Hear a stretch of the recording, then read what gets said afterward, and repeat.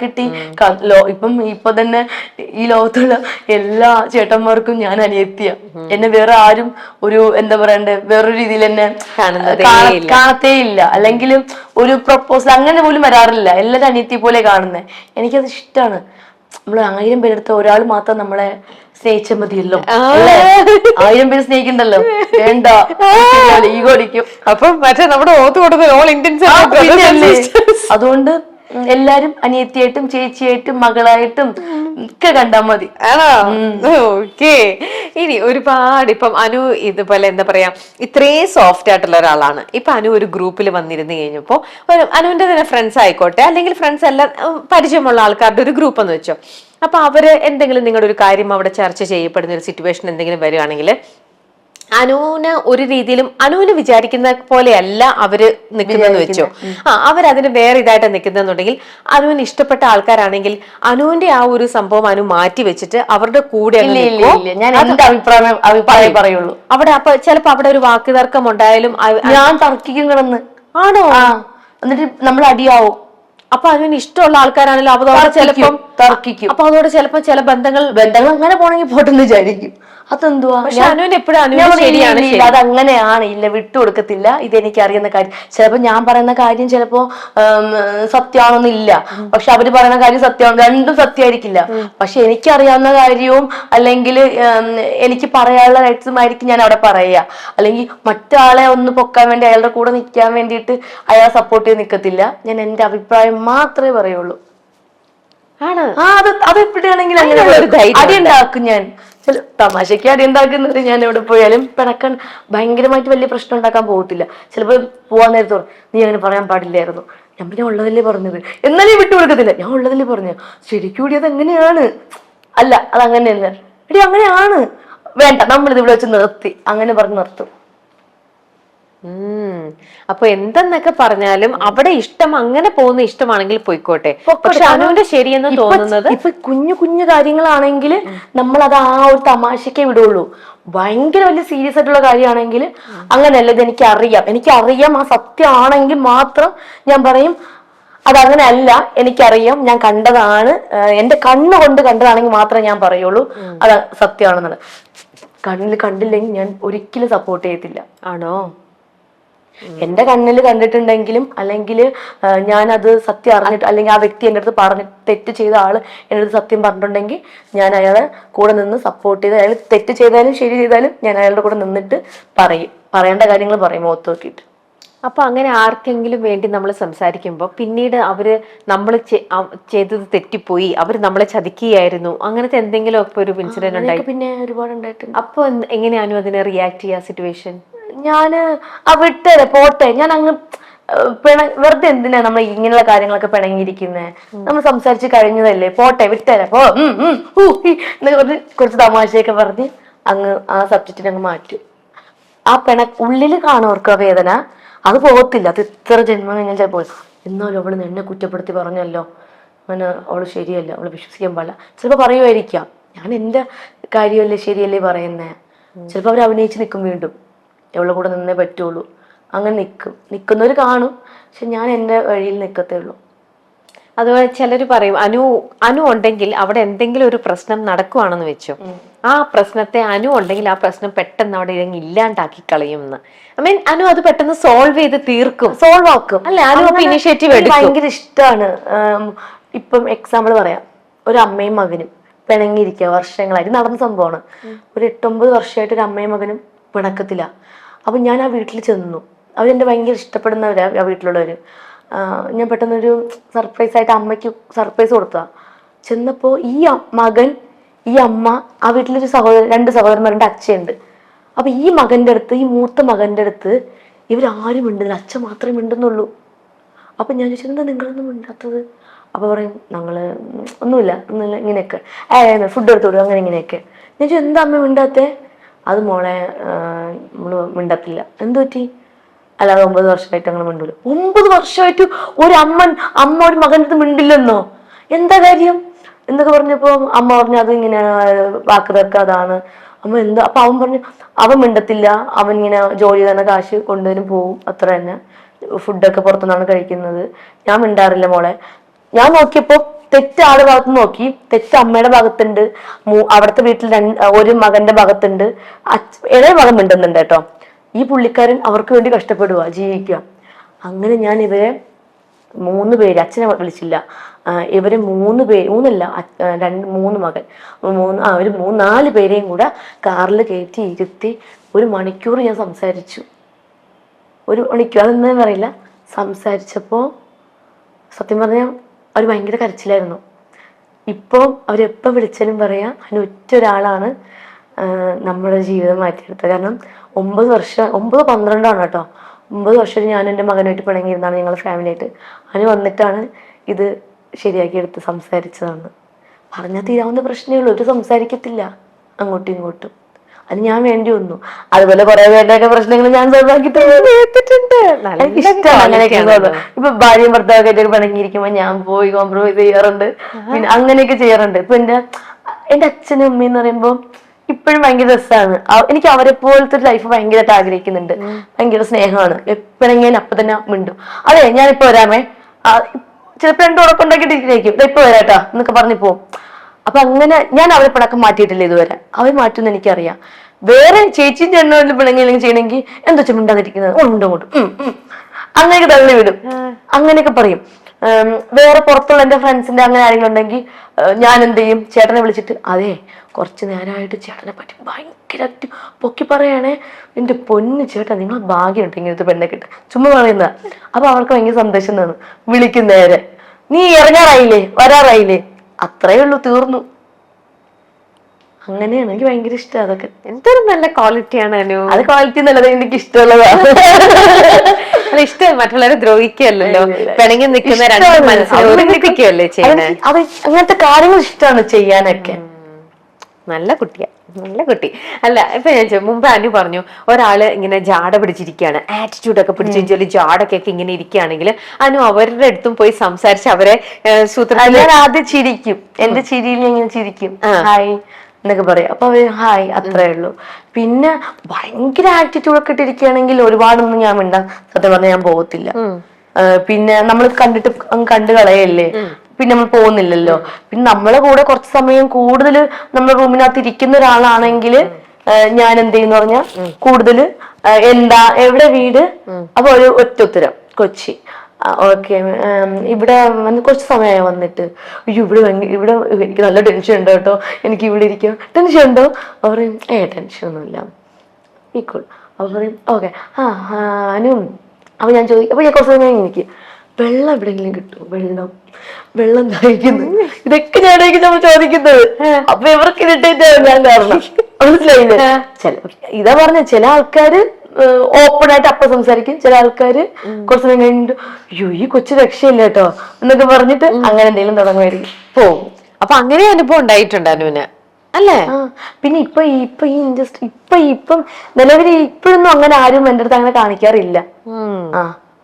എല്ലാവരുമായിട്ട് നല്ല കമ്പനി, എല്ലാവരും വന്ന് ഭയങ്കര സ്നേഹത്തോടെ നിൽക്കും. പക്ഷെ അങ്ങനെ കാണിക്കാം. ഇപ്പൊ ഞാൻ കുറച്ച് മുന്നേ പറഞ്ഞില്ലേ, നമ്മൾ അറിയില്ല എന്ന് പറഞ്ഞ ആൾക്കാര് അവരൊക്കെയാണ് ആറ്റിറ്റ്യൂഡ് ഇട്ട് നിൽക്കുന്നത്. ഞാൻ അങ്ങനെയുള്ള ആൾക്കാർക്ക് മിണ്ടാൻ അധികം പോവാറില്ല. ഭയങ്കര ജാടയായിരിക്കും. അങ്ങനെ ജാട പിടിച്ചാണ് നിൽക്കും. അതിന്റെ എന്താ, നമ്മൾ ഒരാളെ നോക്കി ചിരിച്ചു, ഹായ് പറഞ്ഞു, പേര് പറഞ്ഞു, സ്ഥലം ചോദിച്ചു, പിന്നെ അവര് ഒരുപാട് മിണ്ടാൻ വന്നില്ലെങ്കിൽ നമ്മൾ മൈൻഡ് ചെയ്യാം. ചില ആൾക്കാർക്ക് ഭയങ്കര ഷൈ ആയിരിക്കും മിണ്ടാനൊക്കെ, അത് അവരെ കുറ്റം പറഞ്ഞിട്ട് കാര്യമില്ല. എന്നാലും അഭിനയിച്ച് നിൽക്കുന്ന കുറച്ച് പേരുണ്ട്, അവരുടെ കാര്യം പറഞ്ഞു കേട്ടോ. ഓക്കെ. അപ്പൊ അങ്ങനെയാണെങ്കിൽ ഇതെല്ലാം അല്ലാണ്ട് വേറൊരു കാറ്റഗറി വരും. ചില ആൾക്കാർ ഭയങ്കര ടോക്സിക് ആയിരിക്കും, ഭയങ്കര നെഗറ്റീവായിട്ട് ഇങ്ങനെ തിങ്ക് ചെയ്യുക, നെഗറ്റിവിറ്റി. ചില ആൾക്കാരുണ്ടല്ലോ എല്ലാത്തിനും ഇങ്ങനെ ഒരു നെഗറ്റീവ് ആയിട്ടുള്ള രീതിയിൽ. അപ്പൊ അനുവിന് അങ്ങനത്തെ തരത്തിലുള്ള ആൾക്കാരുടെ ഒരു ഗ്രൂപ്പിൽ കുറച്ച് പേര് അങ്ങനെ ഉണ്ടെന്ന് തോന്നിക്കഴിഞ്ഞാൽ അവരെ അപ്പൊ അനു ഹാൻഡിൽ ചെയ്യുന്നത് എങ്ങനെയാ? നിങ്ങൾ എന്തിനാ ചുമ്മാ നെഗറ്റീവ് പറയുന്ന പിള്ളേരെ എന്ന് പറഞ്ഞിട്ട് തുടങ്ങും. എപ്പോഴും നോക്കിയാലും നെഗറ്റീവ്, അവിടെ എന്തോ നീ പിള്ളേര് കാണിക്കുന്നത്, അവിടെ പോയിട്ട് ചോദിക്കും നിങ്ങൾ എന്തോ നെഗറ്റീവ് ഇരുന്ന് പറയുന്നു ചോദിക്കും. ഞാൻ ചോദിക്കും ചേച്ചി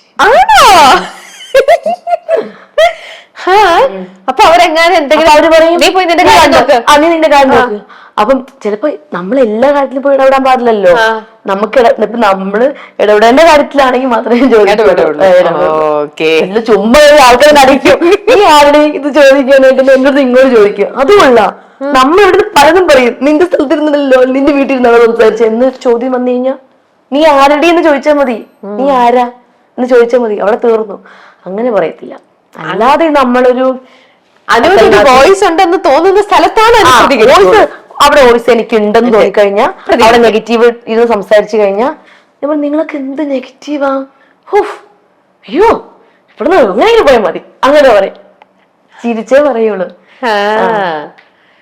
കുറ്റം എന്ന് പറയുകയാണെങ്കിൽ ഒരു പാവപ്പെട്ട ഒരാളെ പറ്റി ഭയങ്കര മോശം പറഞ്ഞേ, ആ പറഞ്ഞത് ശരിയല്ല, അയാൾ പാവമാണേ എനിക്കറിയാം എന്ന് പറഞ്ഞിട്ട് അങ്ങനെ പറഞ്ഞു. ഓക്കെ.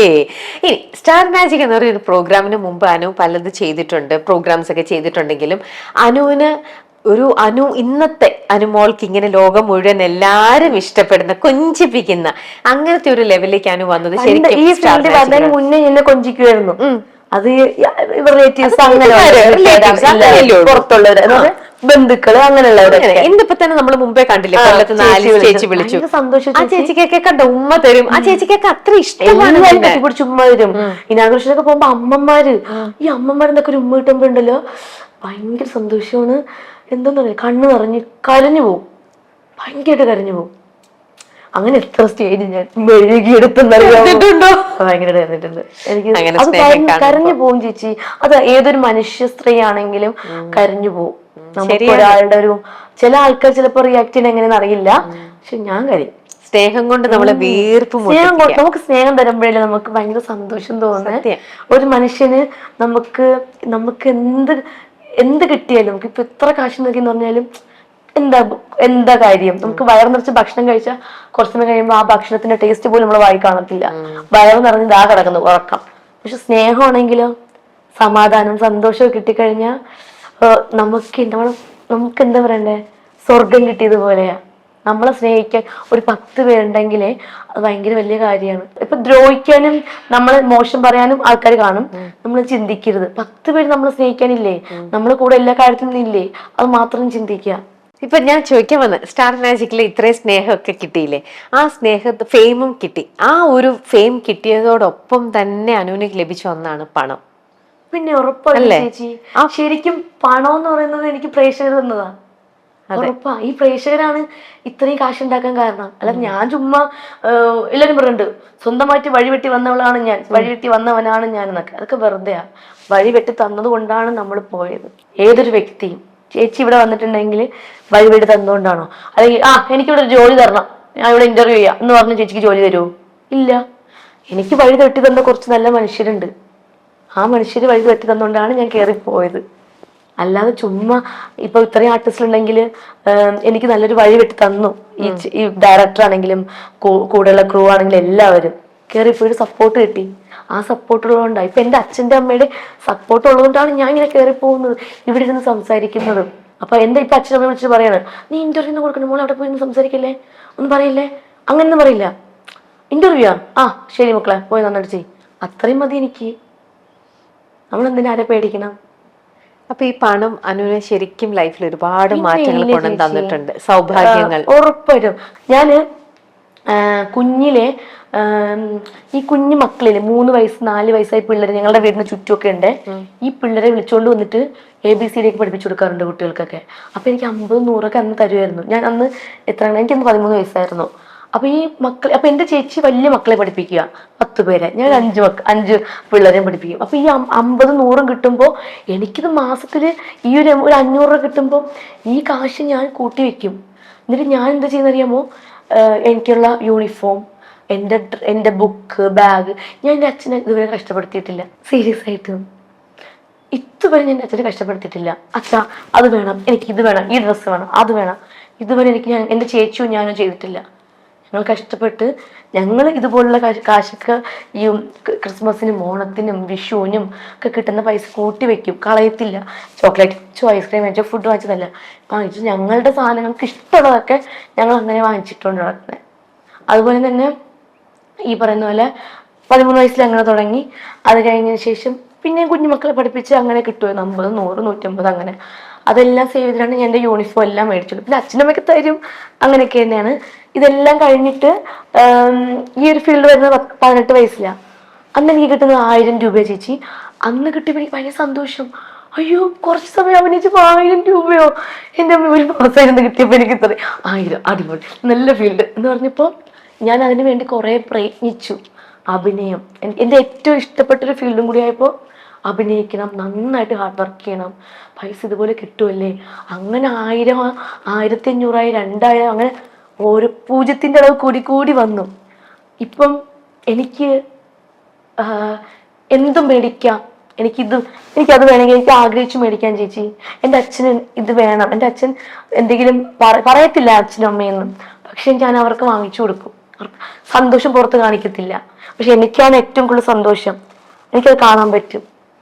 നമ്മളെ അച്ഛനും അമ്മയ്ക്കും നമ്മളെ കാശ് കൊടുത്ത് വാങ്ങിച്ചു കൊടുക്കുന്നതാണ് നമ്മളെ ഏറ്റവും സന്തോഷം. ഇപ്പൊ എൻ്റെ ചേച്ചിക്ക് ഗവൺമെന്റ് ജോലിയുണ്ട്. അവള് കഷ്ടപ്പെട്ട് വാങ്ങിച്ച ജോലിയാണ്. ഭയങ്കരമായിട്ട് ഞാൻ കളിയാക്കിയിട്ടുണ്ട്.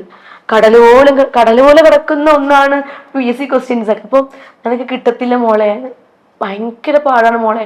അപ്പോൾ ഇല്ലടി ഞാൻ മേടിക്കും, നീ നോക്കിക്കോ, ഞാൻ മേടിക്കും, നീ നോക്കിക്കോ എന്നൊക്കെ പറഞ്ഞപ്പോൾ ഞാൻ ഭാഷ കൂട്ടി കൊടുക്കും. കിട്ടൂല, ഇങ്ങനെയൊന്നും പഠിച്ച് കിട്ടൂല എന്നൊക്കെ പറയും. ഉറക്കൊഴിഞ്ഞ് പഠിച്ചോള്, കിട്ടി, ഗവൺമെന്റ് ജോലി കിട്ടി, അവൾക്കത് വേണമെന്ന് തോന്നി, കിട്ടി. അപ്പോൾ ഞാനും നന്നായിട്ട് ഹാർഡ് വർക്ക് ചെയ്തെന്ന് വെച്ച് കഴിഞ്ഞാൽ ഒരു ദിവസം 4-5 സീരിയൽസ് ചെയ്തിട്ടുണ്ട് ഞാൻ. അറിയോ, ഒരു ലൊക്കേഷനിൽ ഞാൻ കള്ളം പറയും വയറുവേദനയാണ്, അപ്പുറത്തെ ലൊക്കേഷനിൽ പോകും, അവിടെ പറയും കൊറോണയാണ്, അപ്പുറത്തെ ലൊക്കേഷനിൽ പോകും. അങ്ങനെ കാശുണ്ടാക്കിയിട്ടുണ്ട് ഞാൻ. സ്റ്റാർ മാജിക്കിൻ്റെ ഷൂട്ട് കഴിഞ്ഞ് ഇങ്ങോട്ടൊരു പറയായിരുന്നു, സ്റ്റാർ മാജിക്കിൻ്റെ ഷൂട്ട് കഴിഞ്ഞിട്ട് 10-12 മണിക്ക് ഷൂട്ട് കഴിയും. അവിടുത്തെ ലൊക്കേഷൻ സ്റ്റുഡിയോയിൽ നിന്ന് കുളിച്ച് ഫ്രഷ് ആവും, റെഡി ആവും, വണ്ടി കയറും. നേരെ വീട്ടിൽ പോകാൻ സമയം കിട്ടത്തില്ല, നേരെ പോകുന്ന ലൊക്കേഷനിലായിരിക്കും. ലൊക്കേഷനിൽ പോകുമ്പോൾ ഒരു മനുഷ്യർ കാണത്തില്ല, വീട് നോക്കുന്ന മാമൻ. അപ്പോൾ അവർ ഡോർ തുറന്നു തരും, ഞാൻ പോയി കുളിച്ച് ഫ്രഷ് ആവും, മേക്കപ്പ് ഇട്ടിട്ട് കിടന്നു ഉറങ്ങും. എല്ലാ ആർട്ടിസ്റ്റിലും വരും, അഭിനയിക്കും. പെട്ടെന്ന് വൈകുന്നേരം ബാഗും പറക്കിക്കൊണ്ട് റെയിൽവേ സ്റ്റേഷനിൽ പോവും, ട്രെയിൻ കയറും, കൊച്ചിയിൽ പോവും, വരും പോവും. അങ്ങനെ ഓടി നടന്ന് കാശുണ്ടാക്കിയിട്ടുണ്ട് ഞാൻ. അതുകൊണ്ട് ഞാൻ ഇപ്പം ഇവിടെ ഇരിക്കുന്നു. എനിക്ക് ഇഷ്ടമുള്ളത് മേടിക്കാം, ഇഷ്ടമുള്ളത് വാങ്ങിച്ച് കഴിക്കാം, എങ്ങനെ വേണമെങ്കിലും. എനിക്ക് എൻ്റെ ഫാമിലി നന്നായിട്ട് നോക്കുന്നുണ്ട്. അതാണ് എനിക്ക് ഏറ്റവും സന്തോഷമുള്ള ഒരു കാര്യം. അച്ഛനമ്മയും നന്നായിട്ട് നോക്കുക, അവരെ വിഷമിപ്പിക്കാൻ പാടില്ല. ഞാൻ കാരണം അവരെ വിഷമിക്കാൻ പാടില്ല, അത് മാത്രമേ. അപ്പൊ അച്ഛനും അമ്മയ്ക്കും തോന്നുന്നുണ്ടോ നിങ്ങൾക്ക് ആഗ്രഹിച്ചതൊന്നും അച്ഛനും അമ്മയ്ക്കും വാങ്ങിച്ചു തരാൻ? നിങ്ങൾ അങ്ങനെയൊന്നും ആഗ്രഹിച്ചിട്ടില്ല? അച്ഛൻ്റെ അമ്മയുടെ പറഞ്ഞാലും വാങ്ങിത്തരും. ഞങ്ങൾക്ക് അങ്ങനെ ഫിനാൻഷ്യൽ പ്രശ്നങ്ങളൊന്നുമില്ല എൻ്റെ അച്ഛനും അമ്മയ്ക്കൊന്നും. പക്ഷേ ഇപ്പൊ ഞാൻ എൻ്റെ അച്ഛന് ജോലിയൊന്നുമില്ല, അമ്മയ്ക്കും അങ്ങനെ ജോലി കാര്യങ്ങളൊന്നുമില്ല. പക്ഷെ ഞങ്ങളെ വളർത്തിയതും ഞങ്ങളെ കഷ്ടപ്പെട്ടതും എൻ്റെ അച്ഛൻ എൻ്റെ വീട് വെച്ചതൊക്കെ എനിക്ക് നന്നായിട്ട് അറിയാം എങ്ങനെയൊക്കെയാണെന്ന്. അപ്പം ആ കഷ്ടപ്പാട് ഞാൻ നന്നായിട്ട് കുഞ്ഞിലേ കണ്ടു വളർന്നതാ. അപ്പോഴൊക്കെ ഉള്ളൊരാഗ്രഹം, എൻ്റെ അച്ഛനെയും കഷ്ടപ്പെട്ടാണല്ലോ എനിക്കിത് മേടിച്ചു തരണേ, അപ്പോൾ ഇനി ഞാൻ അച്ഛന് മേടിച്ചു കൊടുക്കണം. ആ ഒരു വിചാരം കൊണ്ടാണ് ഞാൻ ഇവിടം വരെ എത്തിയത്. ഇപ്പൊ എൻ്റെ അച്ഛൻ ഇടുന്നത് എന്താണ്, എൻ്റെ അച്ഛനുള്ളതെല്ലാം ഞാൻ കൊടുക്കുന്നതാണ്. അപ്പൊ അച്ഛന് ഭയങ്കര സന്തോഷമില്ലേ അതൊക്കെ? അച്ഛന് ഭയങ്കര സന്തോഷം. ഇത് കാത്തു വാങ്ങിച്ചതാ, ഇത് കേൾക്കുമ്പോ അച്ഛൻ്റെ ഫ്രണ്ടിനടുത്ത് പറയുമ്പോ എനിക്ക് ഭയങ്കര സന്തോഷമാ. അച്ഛനെക്കാളും സന്തോഷം എനിക്കാ. ഇപ്പൊ അമ്മയ്ക്ക് ഡയമണ്ടിന്റെ ഒരു കമ്മൽ ഞാൻ മേടിച്ചു കൊടുത്തിട്ടുണ്ടെങ്കിൽ അമ്മയുടെ ചോദിക്കും, അമ്മയുടെ ഫ്രണ്ട് ഇതിപ്പം മേടിച്ചതാണോ, കാത്തു എനിക്കത് മേടിച്ചതാ. അങ്ങനെ പറയുമ്പോ എനിക്ക് ഭയങ്കര സന്തോഷമാണ്. അപ്പൊ അമ്മ അവിടെ എന്ത് സന്തോഷിക്കുന്നുണ്ട് അല്ലേ? അമ്മയ്ക്ക് ഞാൻ അബുദാബിയിൽ ഞാൻ അമ്മയും കൊണ്ട് പോയി. ഞാൻ അമ്മയെ കൊണ്ട് ജ്വല്ലറി കയറിയപ്പോൾ ഞാൻ അമ്മയ്ക്ക് വള മേടിച്ചു കൊടുത്തു, ഡയമണ്ടിന്റെ കമ്മൽ മേടിച്ചു കൊടുത്തു, പിന്നെ റിങ് മേടിച്ചു കൊടുത്തു, മാല മാറ്റി മേടിച്ചു കൊടുത്തു. ഇതൊക്കെ അമ്മയ്ക്ക് വേണമെന്നൊന്നും പറയില്ല കേട്ടോ, ഇതുവരെ ഒന്നും വേണമെന്ന് പറഞ്ഞിട്ടില്ല. ഇതുവരെ എൻ്റെ അമ്മയും എൻ്റെ അച്ഛനും ഇത് വേണം, എന്നെ കല്യാണം കഴിച്ചുവിടാൻ ഭയങ്കര ആഗ്രഹമാണ്, അല്ല ഇത് വേണം അത് വേണം എന്നെ അവിടെ അങ്ങനെയൊന്നും പറഞ്ഞില്ല. ഒറ്റ ആഗ്രഹം പറഞ്ഞിട്ടുള്ളൂ എൻ്റെ അമ്മ, എൻ്റെ കല്യാണം കാണണമെന്നും അമ്മയ്ക്ക് ഫ്ലൈറ്റിൽ കയറണമെന്നും. അത് ഞാൻ ആഗ്രഹം സഹിച്ചു കൊടുത്തു. നമ്മുടെ ഏറ്റവും വലിയ ആഗ്രഹം ഞാൻ കൊണ്ടുപോയി സ്ഥലങ്ങളെല്ലാം കാണിച്ചു കൊടുത്തു. ഭയങ്കര ഹാപ്പി ആയിരുന്നു അമ്മ. അതാണ് അത്രയും. അവരുടെ ആഗ്രഹം ഇങ്ങനെ സ്ഥലങ്ങളൊക്കെ കാണാൻ ഭയങ്കര ഇഷ്ടമാണ്. എൻ്റെ കൂടെ യാത്ര ചെയ്യുക, എൻ്റെ കൂടെ ടൈം സ്പെൻഡ് ചെയ്യുക, പിന്നെ ഞാൻ ഹാപ്പി ആയിട്ടിരിക്കുന്ന കാണണം, അങ്ങനെയൊക്കെയാണ് എൻ്റെ ഇത്. അത് ഞാൻ സാധിച്ചു കൊടുക്കുന്നുണ്ട്. അവരുടെ വലിയ ആഗ്രഹം അനു പറഞ്ഞു, അനുവിന്റെ കല്യാണം എന്ന് പറയുന്നത്. അതെന്താ അനു സാധിച്ചു കൊടുക്കാത്തെ? ചേച്ചി, കല്യാണം എന്നൊക്കെ പറയുന്നത് നിമിത്തമാണ്. അത് നമുക്ക് വാങ്ങാൻ കിട്ടുന്ന ഒന്നാണോ? അല്ല. ദൈവം നമുക്ക് വിധിച്ചിട്ടുണ്ട് ഒന്ന്. അനുവിന്റെ കല്യാണം ഇന്ന സമയത്ത് ഈ സമയത്തൊക്കെയാണെന്നുള്ള ദൈവം വിധിച്ചു വെച്ചിരിക്കുന്നത്. നമുക്ക് പെട്ടെന്ന് പോയി ഒരു ചെക്കനെ കണ്ടുപിടിച്ചിട്ട് ആ ചെക്കൻ നമുക്ക് കല്യാണം കഴിക്കാന്ന് പറഞ്ഞാൽ പറ്റുമോ? പറ്റില്ല, ഒരിക്കലും പറ്റില്ല. അതൊക്കെ അതിന് സമയമുണ്ട് ദാസ.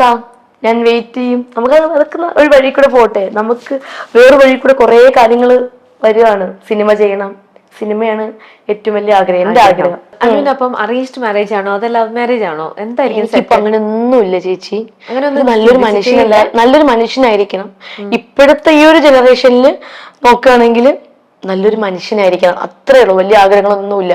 അയാൾക്ക് അതുണ്ടോ ഇതുണ്ടോ അങ്ങനെയാണോ ഇങ്ങനെ നല്ല സ്വഭാവം, റിച്ച് ആവണം, അയാൾ കളറോ അല്ലെങ്കിൽ അയാളുടെ ബോഡി ഇങ്ങനെ ആയിരിക്കണം അങ്ങനെ ആയിരിക്കണം, ജിമ്മായിരിക്കണം എന്നല്ല.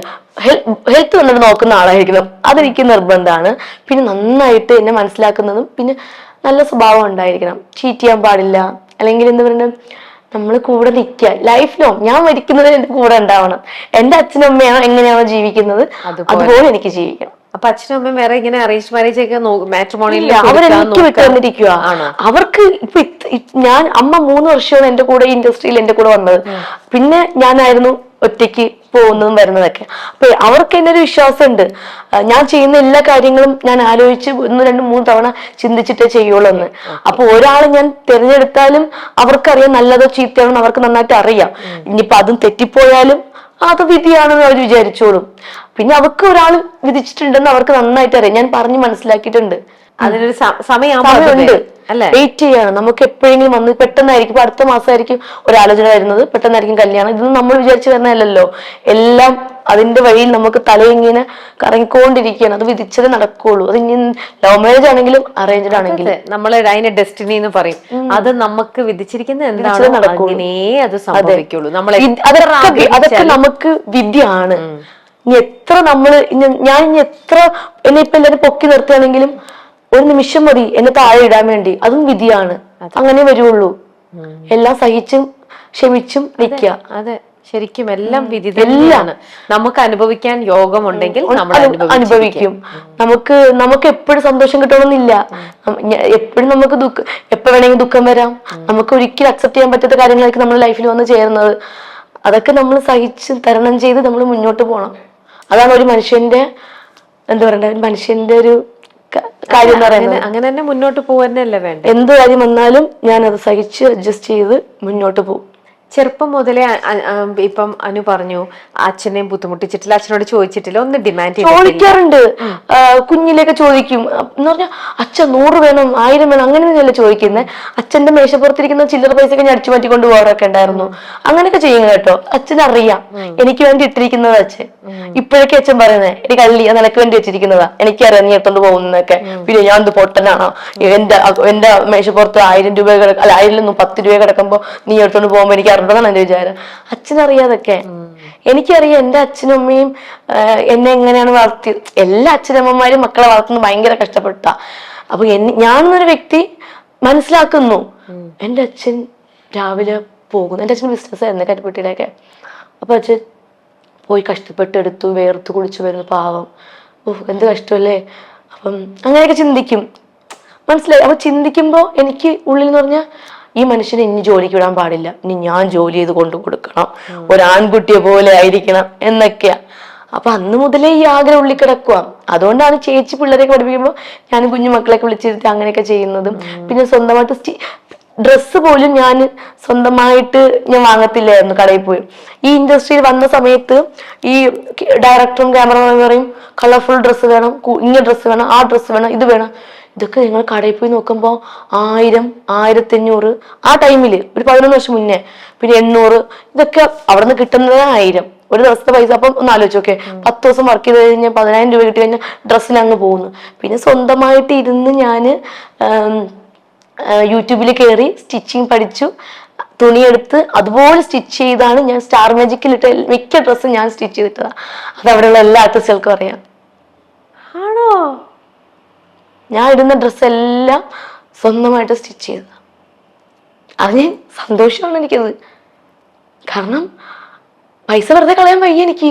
എന്തിനാ വെറുതെ കാശ് കൊടുത്ത് ഡ്രസ്സ് മേടിക്കുന്നത്? കളയുന്ന എന്തിനാ പൈസ കൊടുത്തിട്ട്? അപ്പൊ അതാ നമുക്ക് പറ്റാത്ത ഒന്നുമില്ല ചേച്ചി. സ്വന്തമായിട്ട് പല മോഡൽ, അപ്പൊ പല ആർട്ടിസ്റ്റുകളും എന്നോട് ചോദിച്ചിട്ടുണ്ട് എനിക്കും കൂടെ സ്റ്റിച്ച് ചെയ്തുകൊണ്ട് വരാവോ. പക്ഷെ എനിക്ക് പറ്റത്തില്ലത്, കാരണം എനിക്ക് എന്താണ് സ്റ്റിച്ച് ചെയ്യാൻ പറ്റുള്ളൂ. അങ്ങനെ ഒരു കറണ്ടിലെ മെഷീനൊക്കെ എൻ്റെ കൊച്ചിച്ചും ഗൾഫിൽ നിന്ന് കൊണ്ടുവന്നു. അതിലൊക്കെ പഠിക്കും. എനിക്ക് കറണ്ടിലെ മെഷീനും പറ്റും, മറ്റതും പറ്റും. ഇപ്പൊ തയ്ക്കുന്നില്ല കേട്ടോ. ഇപ്പൊ സ്റ്റിച്ച് നമുക്ക് കൊളാവ് തരാൻ ആൾക്കാരുണ്ടല്ലോ. എന്നാ ഇപ്പൊ ഞാൻ അങ്ങനെ ഇഷ്ടമാണ്, എനിക്ക് എല്ലാം ഇഷ്ടമാണ് പഠിക്കാൻ. അപ്പൊ ഈ കുഞ്ഞനുക്കുട്ടിയായിരുന്ന സമയത്ത് ഇങ്ങനെയൊക്കെ ഇരിക്കുമ്പോഴും അച്ഛൻ്റെ അടുത്ത് അച്ഛനെല്ലാം വാങ്ങി കൊടുക്കണം എന്ന് ആഗ്രഹിച്ചു. പക്ഷെ കുഞ്ഞനുക്കുട്ടി ഏറ്റവും കൂടുതൽ സ്വപ്നം കണ്ടിരുന്നത് എന്തായിരുന്നു? ഒരു ആർട്ടിസ്റ്റ് ആവണമെന്ന് ഭയങ്കര ആഗ്രഹമായിരുന്നു. ശരിക്കും ചെറുപ്പം മുതലേ നിന്റെ ആഗ്രഹം? Mother promise. കാരണം എന്ന് വെച്ചാൽ അത് എന്റെ വീട്ടുകാർക്ക് അറിയാം. അച്ഛൻ പണ്ട് നാടകത്തിലുണ്ടായിരുന്നു പണ്ട്. അപ്പൊ അച്ഛൻ എപ്പോഴും എന്നെ കളിയാക്കുന്നുണ്ട്, എന്റെ കഴിവാ നിനക്ക് കിട്ടിയിരിക്കുന്നത് എന്നൊക്കെ ചുമ്മാ കളിയാക്കുക. ഭയങ്കര ഇഷ്ടം അച്ഛന്. അപ്പം എന്റെ അച്ഛന്റെ സഹോദരിയുടെ ഹസ്ബൻഡ് കുറച്ച് സിനിമയിലൊക്കെ ചെറിയ വേഷങ്ങളൊക്കെ ചെയ്തിട്ടുള്ള ആളാണ്. അപ്പൊ ഞങ്ങളുടെ ആ ഫാമിലി തന്നെ ഒരു ഡയറക്ടറാണ് സജി സുരേന്ദ്രൻ, സംവിധായകൻ ഹാപ്പി ഹസ്ബൻഡിന്റെ. അപ്പൊ പുള്ളിക്കാരൻ ഞങ്ങളുടെ ഫാമിലിയിൽ ഒരു സിനിമ ഡയറക്ടർ എന്നൊക്കെ നമുക്കത് ഭയങ്കര പ്രൗഡാണ്.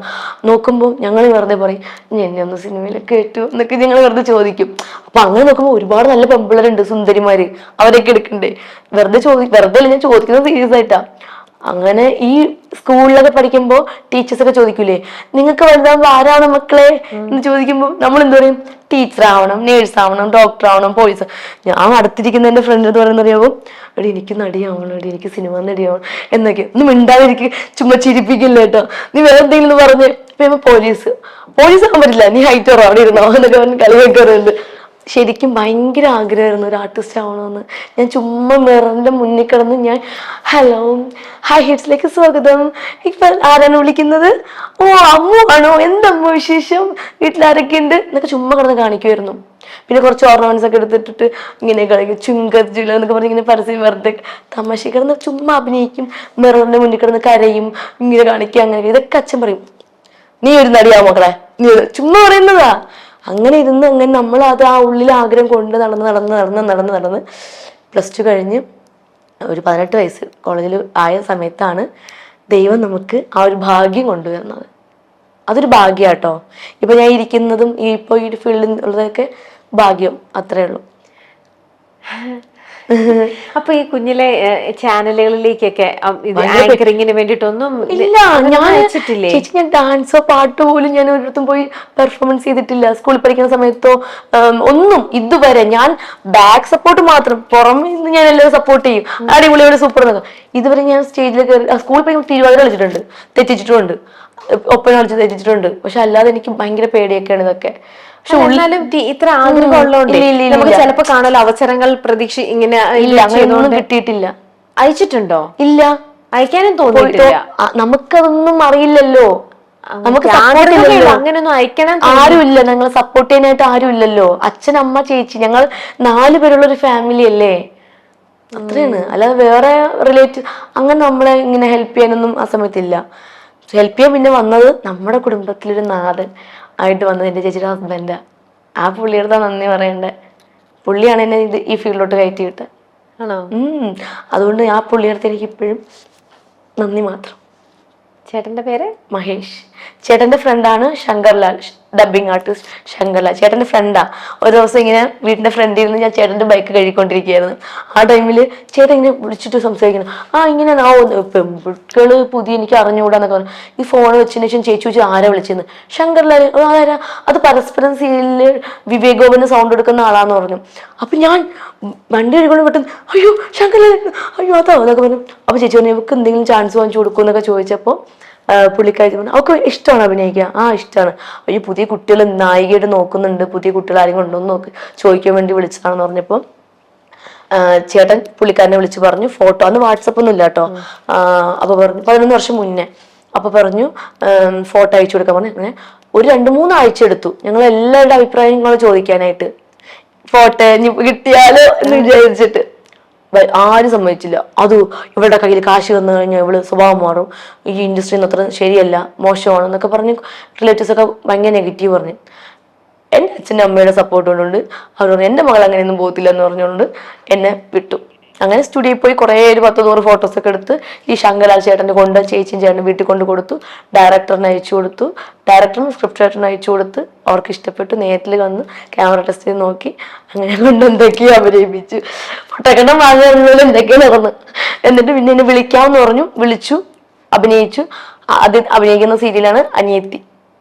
സുകേഷ് സാറും ഗണേഷ് ഷോലിക്കര സാറാണ് അതിന്റെ റൈറ്റർ. ഇപ്പോഴും ഞാൻ അവരെവിടെയെങ്കിലും വെച്ച് കാണും, വിളിക്കാറുണ്ട്, മെസ്സേജ് ഒക്കെ അയക്കും. എനിക്കിപ്പോഴും അവരാണ് എൻ്റെ ഫസ്റ്റ് ഡയറക്ടറും ഫസ്റ്റ് റൈറ്റർ. അവരാണ് എന്നെ ശരിക്കും ആ സീരിയലിൽ എനിക്കൊരു വേഷം തന്നത്.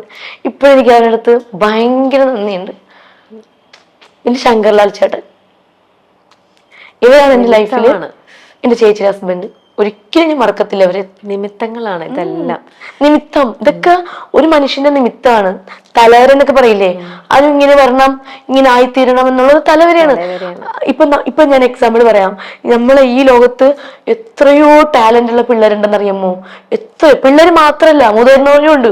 ഒരുപാട് പാട്ട് പാടാൻ, ഡാൻസ് കളിക്കാൻ, അഭിനയിക്കാൻ, എന്തിനും ഏതിനും. പക്ഷെ എനിക്ക് അവിടുത്തെ നിങ്ങൾ പ്രയത്നിക്കുക, ഹാർഡ് വർക്ക് ചെയ്യുക. പിന്നെ ഒരു കാര്യം എന്ന് വെച്ചാൽ തലവര അതും കൂടെ ഉണ്ടാവണം. അത് നമുക്ക് ഒന്നും ചെയ്യാൻ പറ്റത്തില്ല. അത്രേ ഉള്ളൂ. നന്നായിട്ട് പ്രാർത്ഥിക്കുക, ദൈവത്തിന് നന്നായിട്ട് പ്രാർത്ഥിക്കുക, നന്നായിട്ട് ഹാർഡ് വർക്ക് ചെയ്യുക. അതേ നിങ്ങൾക്ക് എനിക്ക് പറയാനുള്ളൂ. അനു നല്ലൊരു തികഞ്ഞ വിശ്വാസിയല്ലേ? അപ്പൊ അനു അതിൽ ശരിക്കും വിശ്വസിക്കുന്നുണ്ട്. പിന്നെ ഉറപ്പായിട്ട്. പക്ഷെ ഇങ്ങനത്തെ ആഗ്രഹങ്ങളായിട്ട് മുന്നോട്ട് പോയപ്പോഴൊക്കെ നമ്മളെ പിടിച്ചിരുത്താൻ വേണ്ടിയിട്ടോ അല്ലെങ്കിൽ ഒരുപാട് തിരസ്കാരങ്ങൾ, നമ്മളെ റിജക്ട് ചെയ്യുക. എന്ത് ഇതൊക്കെ എന്നെ പറ്റി അറിഞ്ഞു വെച്ചിട്ട് ചോദിക്കുന്നതാണ്. അത് ഇതൊക്കെ ഇവിടെ ഞാൻ പിന്നെ എന്നെ റിജക്ട് ചെയ്തിട്ടുണ്ട്. അപ്പൊ അതെങ്ങനെയാണ് ഇത്രയും വളരെ സോഫ്റ്റ് ആയിട്ടുള്ള അനു അങ്ങനത്തെ സിറ്റുവേഷൻ? ഞാൻ ചേച്ചി ഇപ്പൊ കുറച്ചെങ്കിലും ബോൾഡ് ആയത് എന്താന്ന് വെച്ചാൽ ഇപ്പം ഈ സ്റ്റാർ മാജിക് എന്ന് പറഞ്ഞ തമാർപ്പണ പ്രോഗ്രാം വന്നതിന് ശേഷം, അതിന് മുന്നേ എന്ന് പറഞ്ഞു കഴിഞ്ഞാലും ഞാൻ ഇതുപോലെ ഭയങ്കര കരയുന്ന ആളൊക്കെ തന്നെയാണ്. ഞാൻ അഭിനയിക്കുന്ന സമയത്ത് ആരാണെന്ന് ഞാൻ പറയില്ല, ഒരാള് ഈ ഇൻഡസ്ട്രിയിൽ ഞാൻ 11 വർഷമേ വന്നിട്ടുള്ളൂ. 1-2 പേര് മാത്രം മോശമായിട്ടൊക്കെ ചെറിയ രീതിയിലൊക്കെ സംസാരിച്ചിട്ടുള്ളൂ. അത് കൊടുക്കേണ്ട രീതിയിൽ ഞാൻ കൊടുത്തിട്ടുമുണ്ട്. ഒരാൾ എന്നെ കഥ എഴുതാൻ വിളിച്ചു, കൂടെ ഇരുന്ന് കഥ എഴുതുമെന്ന്. ഭയങ്കര വലിയ കാര്യമില്ല ഒരാൾക്ക് കഥ എഴുതുമ്പോൾ കൂടെ ഇരിക്കുക എന്നുള്ളത്. ആ സമയത്ത് ഞാൻ അങ്ങനെ ചിന്തിക്കുന്നുള്ളൂ. ഞാൻ പറഞ്ഞു ആ ശരി സാർ ഞാൻ വരാം. പക്ഷെ പുള്ളി വേറെ രീതിക്കാണ് ചിന്തിക്കുന്നത്, മനസ്സിലായി? അപ്പൊ ലൗഡ് സ്പീക്കർ ഇട്ട് അച്ഛൻ നമ്മുടെ മുന്നിൽ ഇരുന്ന് സംസാരിച്ചപ്പോഴാണ് അവര് പറയുന്നത് അതാണ് ഉദ്ദേശം, നിനക്ക് അറിയാത്തോണ്ടാന്ന് പറഞ്ഞ് വിളിച്ച് വഴക്ക് കൊടുത്തു. പിന്നെ അറിയുന്ന ആ പുള്ളി ആ ഒരു ചാനലിന്റെ ഹെഡായി മാറിയെന്ന്. പിന്നെ ആ ചാനലിൽ വരുന്ന സീരിയലെല്ലാം പുള്ളി എന്നെ അങ്ങ് റിജക്ട് ചെയ്ത് വിടുക ചേച്ചി. പിന്നെയാണ് അറിയുന്നത് വിളിക്കുന്ന ആ കൺട്രോൾ പറയുന്നത്, സ്നേഹം കൊണ്ട് പറയുന്നത്, പിന്നെ പറയുന്നത് ഇന്ന ആളാണ് പറഞ്ഞവനെ മാറ്റിച്ചെന്ന്.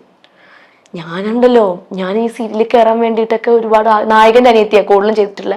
ആ സമയത്തൊക്കെ ഞാൻ എൻ്റെ കുറേ കോസ്റ്റ്യൂം ഒക്കെ എടുത്ത്, ഡ്രസ്സൊക്കെ എടുത്ത് വെച്ച്, തുണിയെടുത്ത് സ്റ്റിച്ച് ചെയ്ത് എല്ലാം വെച്ചിട്ട് പൂട്ടിക്കെട്ടി എല്ലാം റെഡി ആയിട്ട് വയ്ക്കുമ്പോഴാണ് പറയണത് വിളിക്കുന്നില്ല ഷൂട്ടിന് വേണ്ടി. അപ്പോഴാണ് പറയുന്നത് അത് ചാനലിൽ നിന്ന് പറഞ്ഞു അനുവിന് ഹൈറ്റ് കുറവാണ്. ഹൈറ്റിന്റെ പ്രശ്നത്തിൽ പോയിട്ടുണ്ട് കേട്ടോ. ഹൈറ്റ് കുറവാണ്, അനുവിനെ റിജക്റ്റ് ചെയ്യണമെന്ന് പറഞ്ഞു. അങ്ങനെ കുറെ ഈ ഒരു വ്യക്തി കാരണം എൻ്റെ കുറെ വേഷങ്ങൾ പോയി. സാരമില്ല, അതിനെ കഴിഞ്ഞ് നന്നായിട്ട് വേഷങ്ങൾ ചെയ്തു. അങ്ങനെ ആ വ്യക്തി ഇടയ്ക്ക് ഞാൻ കണ്ടു, എന്നിട്ട് മിണ്ടിയില്ല. ഞാൻ ചിരിച്ചു സാറിന്ന് ഞാൻ വേറെ ഉദ്ദേശത്തിലൊന്നുമല്ല. ഞാൻ അന്ന് ഇത്രയും വർഷത്തിന് ശേഷം അദ്ദേഹത്തിനെ കണ്ടിട്ട് സാർ മിണ്ടിയിട്ടില്ല ചേച്ചി, ഇങ്ങനെ പോകുന്നു. അപ്പൊ എങ്ങനെ അനുവിന് അദ്ദേഹത്തിന്റെ അടുത്ത് ചിരിക്കാൻ തോന്നുന്നത്? ചേച്ചി നമ്മൾ എന്തിനാ ചേച്ചി അത് നമ്മളത് കളഞ്ഞില്ല. ചിലപ്പോ അയാളുടെ ആ ഒരു സമയത്ത് തോന്നിയതായിരിക്കാം. നമ്മള് കുറ്റം പറഞ്ഞ കാര്യം നമ്മൾ മനസ്സിലാ ദേഷ്യം വെക്കണോ? നമ്മളെന്തിനാ അവിടെ കാണിക്കുന്നേ? എന്നല്ലെങ്കിൽ നമുക്ക് കുറച്ച് സീനൊക്കെ എഴുതി തന്നൊരു മനുഷ്യനല്ലേ. കുറെ എപ്പിസോഡ് അദ്ദേഹം കാരണം നമ്മൾ ചോറുണ്ടില്ലേ. അതുകൊണ്ട് നമ്മൾ അദ്ദേഹത്തെ തിന്നിട്ടെന്താ ദേഷ്യം കാണിക്കുന്നത്? അതുകൊണ്ട് ഇത്രയും വർഷമായില്ലേ. അപ്പൊ പുള്ളിക്കാരനെ കണ്ടപ്പം പുള്ളിക്കാരൻ എന്നെ മൈൻഡ് ചെയ്യാണ്ട് എനിക്കത് വിഷമായി. ഞാൻ പറയുകയും ചെയ്തു ഇതെന്തിനെ കണ്ടിട്ട് മൈൻഡ് ചെയ്യാത്തത്. ഞാൻ ഇപ്പൊ ആലോചിച്ചപ്പോ അയാൾ എന്താ ഞാൻ ഇപ്പഴും അതിനുശേഷം പിന്നെ ചിന്തിച്ചില്ല എന്തുകൊണ്ട് പുള്ളി എന്നെ കണ്ടിട്ട് മൈൻഡ് ചെയ്തില്ല. പിന്നെ വേറെ കുറെ കാര്യങ്ങൾ മനസ്സിൽ കിടക്കണല്ലോ സന്തോഷമുള്ളത്, അതോടും അങ്ങ് പോയി. അപ്പൊ ഇനിയും പുള്ളിനെ കണ്ടാനും മിണ്ടാൻ പോവോ? ചിരിക്കും. നമ്മളെന്തിനാ ചിരിക്കാതിരിക്കണം? ചിരിക്കും. സാർ ഇങ്ങനെ ചിരിക്കണോ ചിരിക്കണ്ടേന്നുള്ളത് അദ്ദേഹത്തിന്റെ ഇഷ്ടമാണ്. വേണമെങ്കിൽ കാണിക്കട്ടെ, നമ്മുടെ ഭാഗം നോക്കി നിന്ന പോരെ. അത്രയൊക്കെ ഉള്ളൂ. ഇനി അനുവിന്റെ ഇപ്പത്തെ വലിയ സ്വപ്നങ്ങൾ എന്തൊക്കെയാ? അങ്ങനെ വലിയ സ്വപ്നങ്ങളൊന്നുമില്ല. ഒരൊറ്റ സ്വപ്നമുണ്ട്, സിനിമ ചെയ്യണമെന്ന് ഭയങ്കര ആഗ്രഹമാണ്.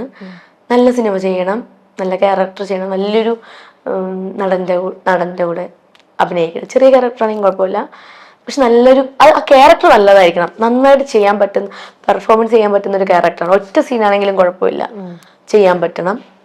എന്നിട്ട് എൻ്റെ അച്ഛനും അമ്മയും ഒക്കെ കൊണ്ടിരുത്തിയിട്ട് തിയേറ്ററിലിരുന്ന് അവരെ കൂടെ ഇരുന്ന് ആ സിനിമ കാണണം. അതാണ് എൻ്റെ ഏറ്റവും വലിയ സ്വപ്നം. അപ്പൊ അനു പറഞ്ഞു പൊക്കമില്ലാതെ അനുവിന് പല അവസരങ്ങളും നഷ്ടപ്പെട്ടിട്ടുണ്ട്. ഇന്നിപ്പോ നമ്മുടെയൊക്കെ അറിയാം പൊക്കമില്ലെങ്കിലും ക്യാമറ ടെക്നിക്സ് വെച്ചിട്ടൊക്കെ ഓരോ ആംഗിളിൽ നിന്നൊക്കെ ഫോട്ടോ അങ്ങനെയൊക്കെ ഓരോന്നും ചെയ്യുന്നുണ്ടല്ലോ. പിന്നെ നല്ല ഹീൽസ് ഇടുക, ചിലരൊക്കെ ചില സീൻസിലൊക്കെ എനിക്കറിയാം പൊക്കമില്ലെങ്കിൽ പോലും സ്റ്റൂൾ ഇട്ടിട്ടാണ് ചില സീനിലൊക്കെ ചെയ്യുന്നത്. ഹൈറ്റ് ഉള്ള ഹീറോ ഉണ്ടാവും. അപ്പൊ ചിലപ്പം അവിടെയൊക്കെ എത്രയോ നേരമുണ്ട് നമ്മുടെ ഈ നായകന്മാർക്ക് പൊക്കം കുറവാണെങ്കിൽ ഇങ്ങനെ സ്റ്റൂളൊക്കെ വെച്ചിട്ട് ചില സീൻസ് ഒക്കെ എല്ലാം ചെയ്തിട്ടുണ്ട്. ഇപ്പം ഹൈറ്റിന്റെ പ്രശ്നത്തിലല്ല കാര്യം, നന്നായിട്ട് പെർഫോമൻസ് ചെയ്യാന്നുള്ളതാണ് കാര്യം. പണ്ട് ഇൻഡസ്ട്രിയിൽ വന്ന സമയത്ത് ഹൈറ്റിന്റെ പ്രശ്നത്തില് ഒരുപാട് പേര് എന്നെ കളിയാക്കിയിട്ടുണ്ട്. ഇപ്പോഴും കളിയാക്കുന്നവരുണ്ട്, ഞാൻ മൈൻഡ് ചെയ്യാറില്ല. പക്ഷെ പണ്ട് എന്നെ ഒരുപാട് പേര് കളിയാക്കിയിട്ടുണ്ട്. ഹൈറ്റ് കുറവാണ്, അതാണ്, കുള്ളത്തിയാണ്, ഗുണ്ടാണ്, അതാണ്. അപ്പോഴേ ഞാൻ കുറേ കരഞ്ഞിട്ടുണ്ട്. ഞാൻ ഏറ്റവും പോയിന്റ് ഹിൽ, നല്ല ഹിൽ ഇടുന്ന ഒക്കെ ഞാൻ പോയി എല്ലാ കടകളിലും പോയി അന്വേഷിച്ച് കണ്ടുപിടിച്ചൊക്കെയാണ് ഞാൻ നിന്ന് അഭിനയിച്ചിട്ടുള്ളത്. ഒത്തിരി പേര് എന്നെ റിജക്ട് ചെയ്തിട്ടുണ്ട് ഹൈറ്റിന്റെ പേരിലൊക്കെ പറഞ്ഞ്. ഞാൻ കുറെ കരഞ്ഞിട്ടും ഉണ്ട് ആ കാര്യത്തിലൊക്കെ. പക്ഷെ ഇപ്പൊ ഞാൻ മനസ്സിലാക്കുന്ന ഒരു കാര്യമാണ്, ഹൈറ്റോ കളറോ ഒന്നുമല്ല കാര്യം, നമ്മുടെ പെർഫോമൻസിലാണ് കാര്യം. പക്രു ചേട്ടനോ? ഇല്ല, ഞാൻ ചോദിക്കട്ടെ, ഇപ്പൊ ഹൈറ്റിൽ എന്താണ്? ഞാൻ ഇപ്പോഴും ചിന്തിക്കും, ഹൈറ്റിലൊക്കെ എന്തിരിക്കും? നമുക്കൊരു അസുഖം വന്നാൽ തീരാവുന്നേ ഉള്ളൂ, ഈ ഹൈറ്റും വെയിറ്റും അല്ലെങ്കിൽ കളറും സൗന്ദര്യവും എല്ലാം.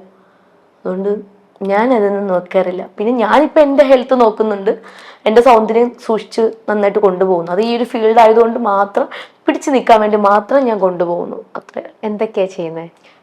നന്നായിട്ട് 2 നേരം കുളിക്കും. കുളിക്കും. 2 നേരം ഒന്നും കുളിക്കത്തില്ല ചേച്ചി, ഉള്ള കാര്യം പറയല്ല. മുടി നമ്മൾ ഡെയിലി കുളിച്ചു കഴിഞ്ഞാൽ നമ്മളെ മുടി കൊഴിയുമെന്ന് ഞാൻ പഠിച്ചു. അതുകൊണ്ട് ഞാൻ ആഴ്ചയിൽ, എനിക്ക് എന്നും കുളിക്കാൻ ഭയങ്കര ഇഷ്ടമാണ്. എന്നാൽ ആഴ്ചയിൽ 3 ദിവസം ഞാൻ തല കഴുകുള്ളൂ. പിന്നെ ഷൂട്ടിനൊക്കെ പോയിട്ട് വരണമെങ്കിൽ ഞാൻ മസ്റ്റായിട്ട് കഴുകും. കാരണം നമ്മൾ സ്പ്രേയും നമ്മൾ അത്രയ്ക്ക് തലയിൽ കെമിക്കൽ പോകുന്നതല്ലേ. അതുകൊണ്ട് ഞാൻ അങ്ങനെ വാഷ് ചെയ്യും. രാവിലെയും വൈകിട്ടൊന്നും നോക്കാറില്ല. പിന്നെ വീട്ടിൽ നിൽക്കുന്ന, ഒരു ആഴ്ച ഫുള്ളും വീട്ടിൽ നിൽക്കുന്ന ദിവസങ്ങളാണെങ്കിൽ ആഴ്ചയിൽ 2 ദിവസം 3 ദിവസം മാത്രമേ ഞാൻ തല കഴുകൂ. നന്നായിട്ട് ഹോട്ട് ഓയിൽ ചെയ്ത് സ്പാ കൊടുത്ത്. അങ്ങനെ സ്പാ ഇന്ന് ചെയ്യുകയാണെങ്കിൽ ഞാൻ ഒരാഴ്ചത്തേക്ക് തല കഴുകത്തില്ല. നല്ല സ്മെല്ലല്ലേ ആ സ്പായുടെ മണം, എന്റെ പൊന്നെ ഭയങ്കര സ്മെല്ല്, നല്ലതാ. എനിക്ക് അങ്ങനെ മുടി ഭയങ്കരമായിട്ട് വളർന്നായിട്ട് തോന്നിയിട്ടുണ്ട്. എന്റെ മുടി കണ്ടില്ല. ഓ, ഇതാണ് മുടിയുടെ രഹസ്യം. അല്ല, എനിക്ക് ഡെയിലി കുളിച്ചപ്പോൾ ഉള്ള പ്രശ്നം എന്ന് വെച്ചാൽ മുടി എന്നും കൊഴിയും. പ്രത്യേകിച്ച് ഞാൻ ഈ ട്രിവാൻഡ്രത്ത് വഴയില താമസിച്ചപ്പോ അവിടെ വെള്ളം ഇച്ചിരി മോശമല്ലേ. അപ്പൊ എനിക്ക് മനസ്സിലായി കിണറ്റിലെ വെള്ളവും പൈപ്പിൽ നിന്ന് പറഞ്ഞ വെള്ളത്തിലും വ്യത്യാസം എന്താണെന്ന്. അതുകൊണ്ട് ഞാൻ ഇപ്പൊ ആഴ്ചയിൽ 3 ദിവസം തല കഴുകും, ദിവസം 2 നേരം മേല് കഴുകും. അങ്ങനെയൊക്കെ 3 നേരം കിട്ടണമെങ്കിൽ അങ്ങനെ. പിന്നെ നല്ല ഭക്ഷണങ്ങൾ കഴിക്കും, നന്നായിട്ട് വെള്ളം കുടിക്കും. 3 ലിറ്റർ വെള്ളമെങ്കിലും കുടിക്കാൻ ഞാൻ ശ്രമിക്കും. അല്ലെങ്കിൽ അമ്മ കുടിപ്പിക്കും, അമ്മ ഉണ്ടെങ്കിൽ അമ്മ കുടിപ്പിക്കും, ചേച്ചി കുടിപ്പിക്കും. ഇവർ 2 പേരാണ്. എനിക്ക് 2 അമ്മമാരാണ് കേട്ടോ, ചേച്ചിയും. ഞാൻ ഇതുവരെ ഞാൻ പറഞ്ഞിട്ടില്ല ഒരിടത്ത്. അവളെ കേൾക്കുമ്പോൾ ഭയങ്കര സന്തോഷം തോന്നും. 2 അമ്മമാരാണ്, അമ്മയും മാളും. മാളു എന്ന് പറയുമ്പോൾ എന്നെക്കാൾ 2 വയസ്സിന് മൂത്തതാണ്. അവളെനിക്ക് അമ്മയെ പോലെ. അവള് ശകാരിക്കുകയും ചെയ്യും, സ്നേഹിക്കുകയും ചെയ്യും. സ്നേഹിക്കാൻ അവൾക്ക് അങ്ങനെ അറിയില്ല. സ്നേഹം കാണിക്കുന്നത് അറിയാമോ? അത് ചെയ്യ്, ഇത് ചെയ്യ്, എടി അങ്ങനെ ചെയ്ത് കഴിക്കുക വെച്ച്, ഇത് ചെയ്യ്, അങ്ങനെ എന്ന് പറഞ്ഞാൽ നല്ലത് പറഞ്ഞിരും. മനസ്സിലായില്ല? അങ്ങനെ. അല്ലാതെ മക്കളെ മോളെ ഒന്നും എന്നെ വിളിക്കാറില്ല, ഉമ്മ പോലും തരാറില്ല എന്റെ ചേച്ചി എനിക്ക്. ഇതുവരെ എനിക്കൊരു ഉമ്മ വന്നിട്ടില്ല. പക്ഷെ എനിക്കറിയാം അവൾക്ക് എന്റെ ജീവനാണെന്ന്. എനിക്ക് എന്റെ പ്രാണനാണ്.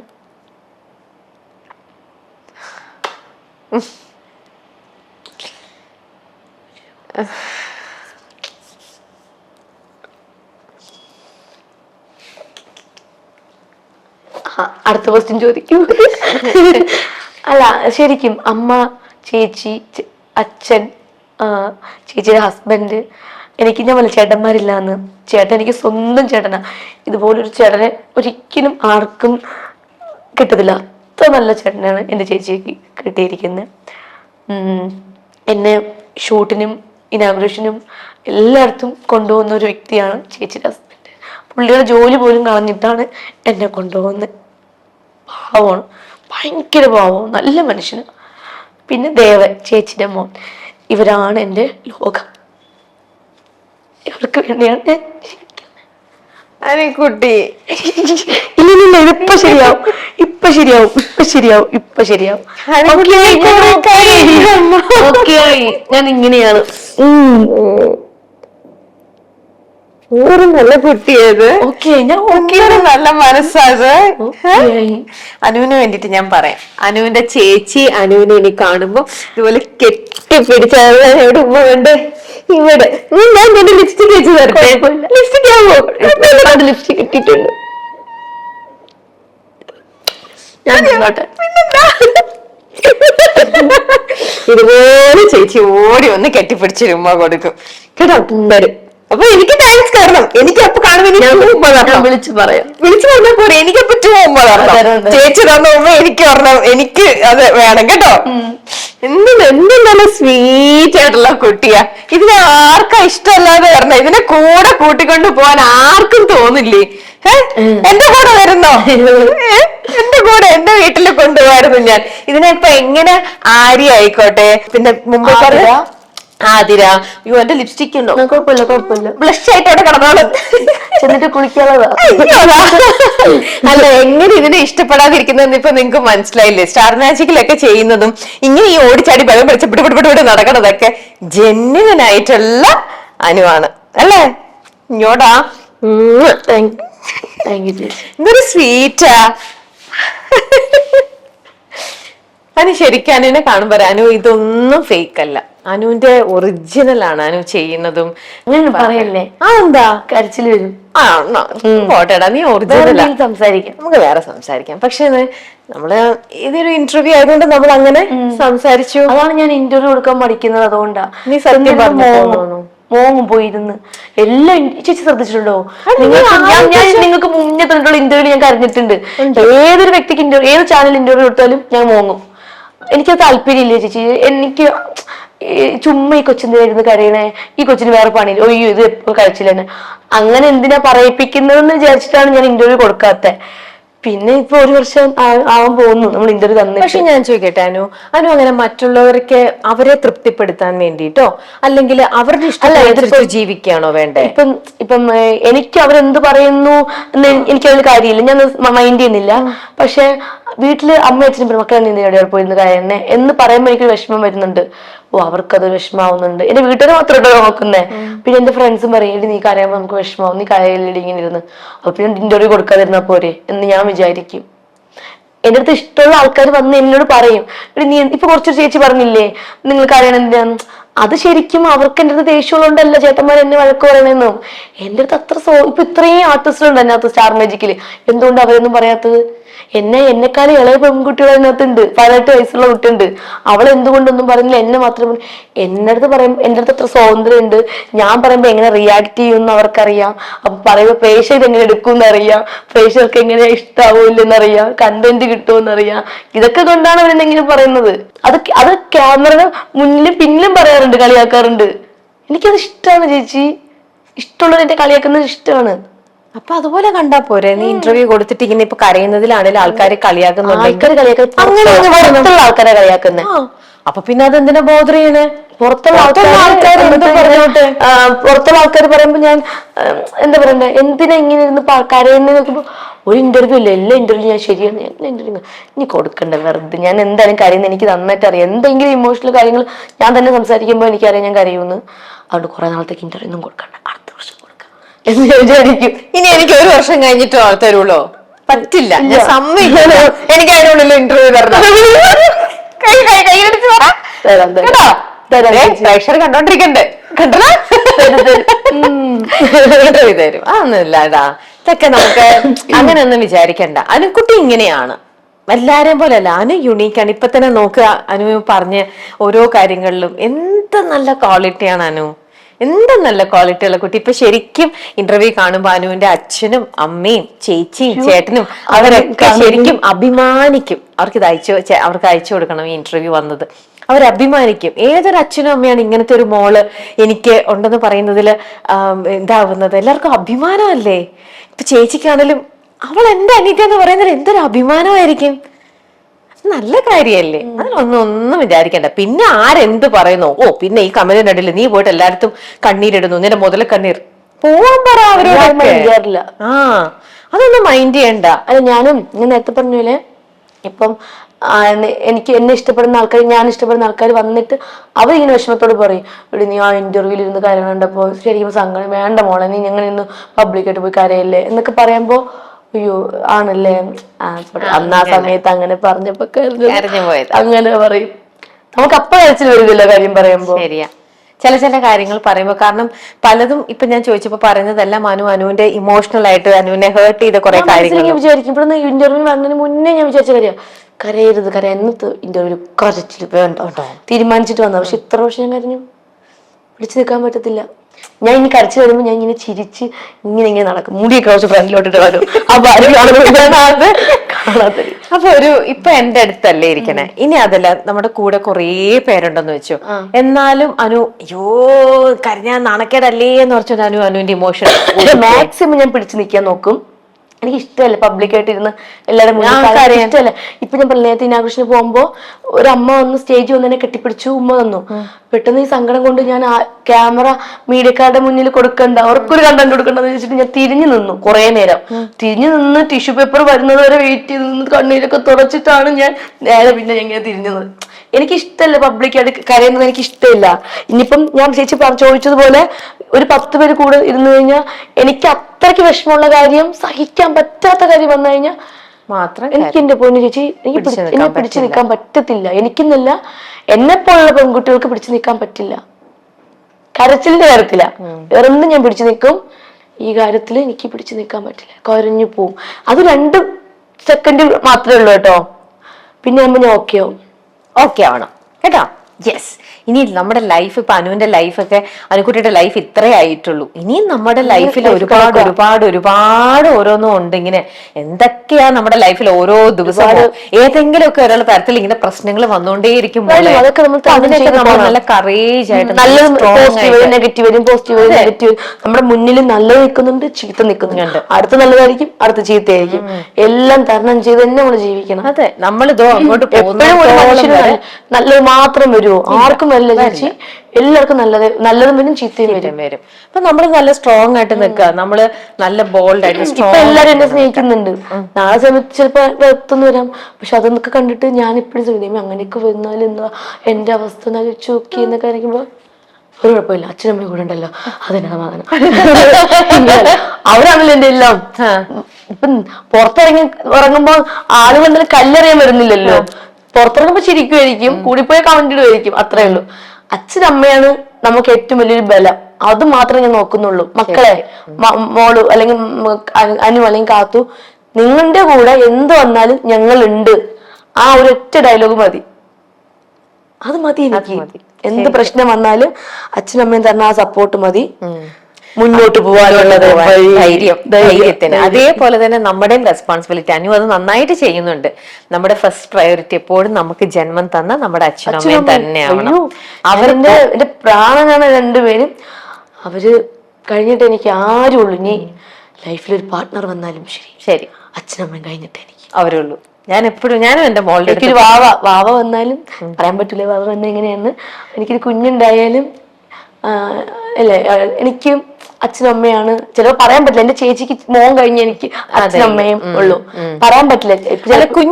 കുഞ്ഞുണ്ടായി കഴിഞ്ഞാൽ കുഞ്ഞും നമ്മുടെ റെസ്പോൺസിബിലിറ്റി, അവര് നമ്മളിൽ നിന്ന് വരുന്നതാണ്. ചിലപ്പോ കുഞ്ഞായിരിക്കും നമുക്ക് ഫസ്റ്റ്, കുഞ്ഞും അച്ഛനും അമ്മയും. അതെ, അങ്ങനെയാണ്. അതെ ഇപ്പൊ 2 കണ്ണുണ്ട്, 2 കണ്ണിൽ ഏതെങ്കിലും ഒരു കണ്ണ് ഇഷ്ടമാണെന്ന് പറയാൻ പറ്റുമോ? ഇല്ല, 2 കണ്ണും ഇഷ്ടമാണ്. അച്ഛനും അമ്മയും കുഞ്ഞും, കാരണം അച്ഛനും അമ്മയും നമുക്ക് ജന്മം തന്നു, കുഞ്ഞെന്ന് പറയുന്നത് നമ്മൾ ജന്മം കൊടുത്തത്. അതെ. അപ്പൊ അതിനകത്തുള്ളൊരു ബോണ്ടിങ്, അത് പാർട്ട്ണറിന് തരുന്നതിനെക്കാട്ടിലും ഒരു ബോണ്ടിങ് ആണ് ഇവര് തമ്മിലുള്ളത് പറയണത്.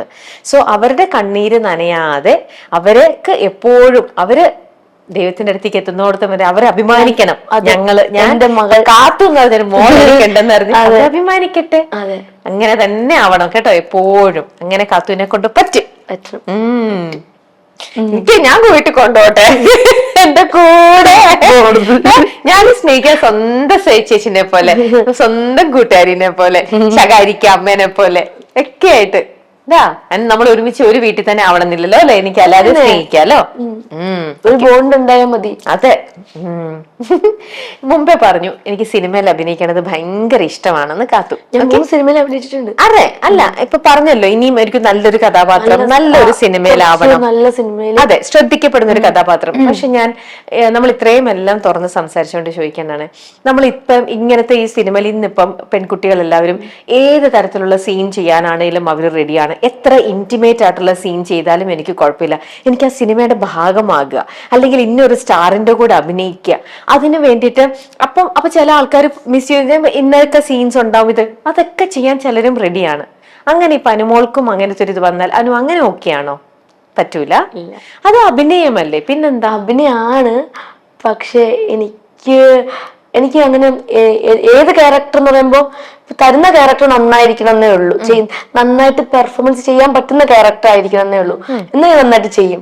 അല്ലാതെ ഇപ്പൊ കുറച്ച് ഡ്രസ്സിൽ കുറച്ച് ഇങ്ങനെ കാണിക്കണം, വൾഗറായിട്ട് ക്ലീവേജ് കാണിക്കണം എന്നൊക്കെ പറഞ്ഞ് അതെനിക്ക് ഇഷ്ടമില്ല. നമുക്ക് ഇഷ്ടമില്ലാത്ത കാര്യങ്ങൾ ചെയ്യാൻ പാടില്ലല്ലോ. അപ്പൊ അതിന് കംഫർട്ടബിൾ ആവില്ല, ചെയ്യാൻ പറ്റില്ല. അത് എത്ര വലിയ ബിഗ് ബാനർ ചെയ്താൽ ഞാൻ ഇപ്പൊ എന്നെ പ്രേക്ഷകർ കാണുന്നത് ഇപ്പൊ അനുവിന് അങ്ങനത്തെ ഒന്നും ചേരില്ല എന്ന് ഒരുപാട് പേർക്ക് അങ്ങനെ ധാരണയുണ്ട്. എനിക്ക് പൊതുവെ എനിക്ക് ഇഷ്ടമില്ല അങ്ങനത്തെ ചെയ്യുന്നത്. എന്നെ അങ്ങനെ കാണുന്നത് ആർക്കും ഇഷ്ടമല്ല, വീട്ടുകാർക്കും ഇഷ്ടമല്ല, എന്നെ ഇഷ്ടപ്പെടുന്നവർക്കും ഇഷ്ടമല്ല. പിന്നെ ഈ തരുന്ന എനിക്ക് തോന്നുന്നില്ല ഒരു ഡയറക്ടർമാരും എനിക്ക് അങ്ങനത്തെ ഒരു ക്യാരക്ടർ തരുമെന്ന്. എന്റെ സ്വഭാവം വെച്ച് അല്ലെങ്കിൽ എന്റെ ഒരു ഇത് വെച്ചിട്ട് എനിക്ക് അങ്ങനത്തെ ക്യാരക്ടർ തരുമെന്ന് എനിക്ക് തോന്നുന്നില്ല. തരുവാണെങ്കിൽ കുറച്ച് ഒരു അനിയത്തിയോ അല്ലെങ്കിൽ കുറച്ച് ബോൾഡ് ആയിട്ടുള്ളതോ അല്ലെങ്കിൽ എന്തെങ്കിലും നല്ല സീനുകൾ നമ്മൾ കാണുന്നില്ല മൂവീസൊക്കെ. അപ്പൊ ഞാൻ ഓരോ മൂവിയിൽ കാണുമ്പോൾ ഞാൻ തന്നെ ചിന്തിക്കും, ഈ ക്യാരക്ടറിന് എനിക്കാണ് ഞെക്ക് ഇടിക്കേനെ പൊളിച്ചേനെ എന്ന് ഞാൻ തോന്നാറുണ്ട്. അങ്ങനെയൊക്കെയുള്ള കുറെ ക്യാരക്ടറൊക്കെ എനിക്ക് തോന്നുമ്പോൾ അല്ലെങ്കിൽ ഇതിപ്പോ കാണുമ്പോഴൊക്കെ ഞാൻ ഇങ്ങനെ ചിന്തിക്കാറ്. ഏത് സിനിമ എനിക്കറിയാൻ ചേച്ചി ചോദിക്കുന്നു. അങ്ങനെയൊക്കെ ചോദിച്ചു കഴിഞ്ഞാൽ നമ്മുടെ ഈ സിനിമകളിലൊക്കെ ഒറ്റ സീനേ കാണുള്ളൂ. ഒരു പെൺകുട്ടിയുടെ ചിലപ്പോ കൊലപാതക കേസ് എന്തെങ്കിലുമൊക്കെ ആയിരിക്കും. ഇപ്പൊ എക്സാമ്പിൾ പറയാം, നമ്മുടെ ലാലേട്ടൻ ചെയ്തില്ലേ തുടരും, അതിനകത്ത് മറ്റേ പോലീസുകാരന്റെ മകളെ ക്യാരക്ടർ കുറച്ച് സീനല്ലേ ഉള്ളൂ. അത് ഞാനും അതുപോലെ പൊട്ടിക്കരഞ്ഞ് എങ്ങനെയാണോ നമ്മൾ സ്നേഹിച്ചിരുന്ന ഒരു വ്യക്തി നമ്മളെ വിട്ടു പോകുമ്പോൾ നമ്മൾ എങ്ങനെയാണ് കിടന്ന് കരയുന്നത്, അതായിരിക്കും നമ്മളവിടെ കാണിക്കുക. നമ്മളവിടെ ജീവിക്കുക ചെയ്യണ്ടേ, അഭിനയിക്കുകയല്ല. നമ്മളെ പെട്ടെന്ന് നമുക്ക് തരുന്ന ക്യാരക്ടർ നോക്കിയിട്ട് നമ്മൾ അത് ഇന്ന ക്യാരക്ടറാണ്, ഇന്ന ആൾക്ക് അനുവിൻ്റെ ലൈഫിൽ നിന്ന് ഇന്ന ആൾ അനു എത്ര സ്നേഹിച്ച ഒരാൾ പോകുമ്പോൾ അനു എങ്ങനെയായിരിക്കും എന്ന് പറയുമ്പോൾ പെട്ടെന്ന് നമ്മൾ ആ ക്യാരക്ടർ ആയി മാറാം. ഒരിക്കലും പൈസ കിട്ടുമെന്ന് വിചാരിച്ചിട്ട് നമ്മൾ ആ ക്യാരക്ടർ ഇന്ന് പൈസ കിട്ടും, ഇന്ന് ഇത്ര രൂപ കിട്ടും, അതുകൊണ്ട് ഈ ക്യാരക്ടർ ഇങ്ങനെ നന്നായിട്ട് ചെയ്യണം അങ്ങനെ വിചാരിക്കരുത്. നമ്മൾ ആ ക്യാരക്ടർ മനസ്സിൽ ഉൾക്കൊണ്ട് വേണം അഭിനയിക്കാൻ. വേറെ ഒന്നും ചിന്തിക്കാൻ പാടില്ല. അത് കട്ട് പറഞ്ഞിട്ട് അടുത്ത് ഒരു ബ്രേക്ക് തന്നാലും നമ്മൾ ആ ഒരു ക്യാരക്ടർ തന്നെ ഇരിക്കാം. അങ്ങനെയാണ് എനിക്ക് സ്റ്റേറ്റ് അവാർഡ് കിട്ടി.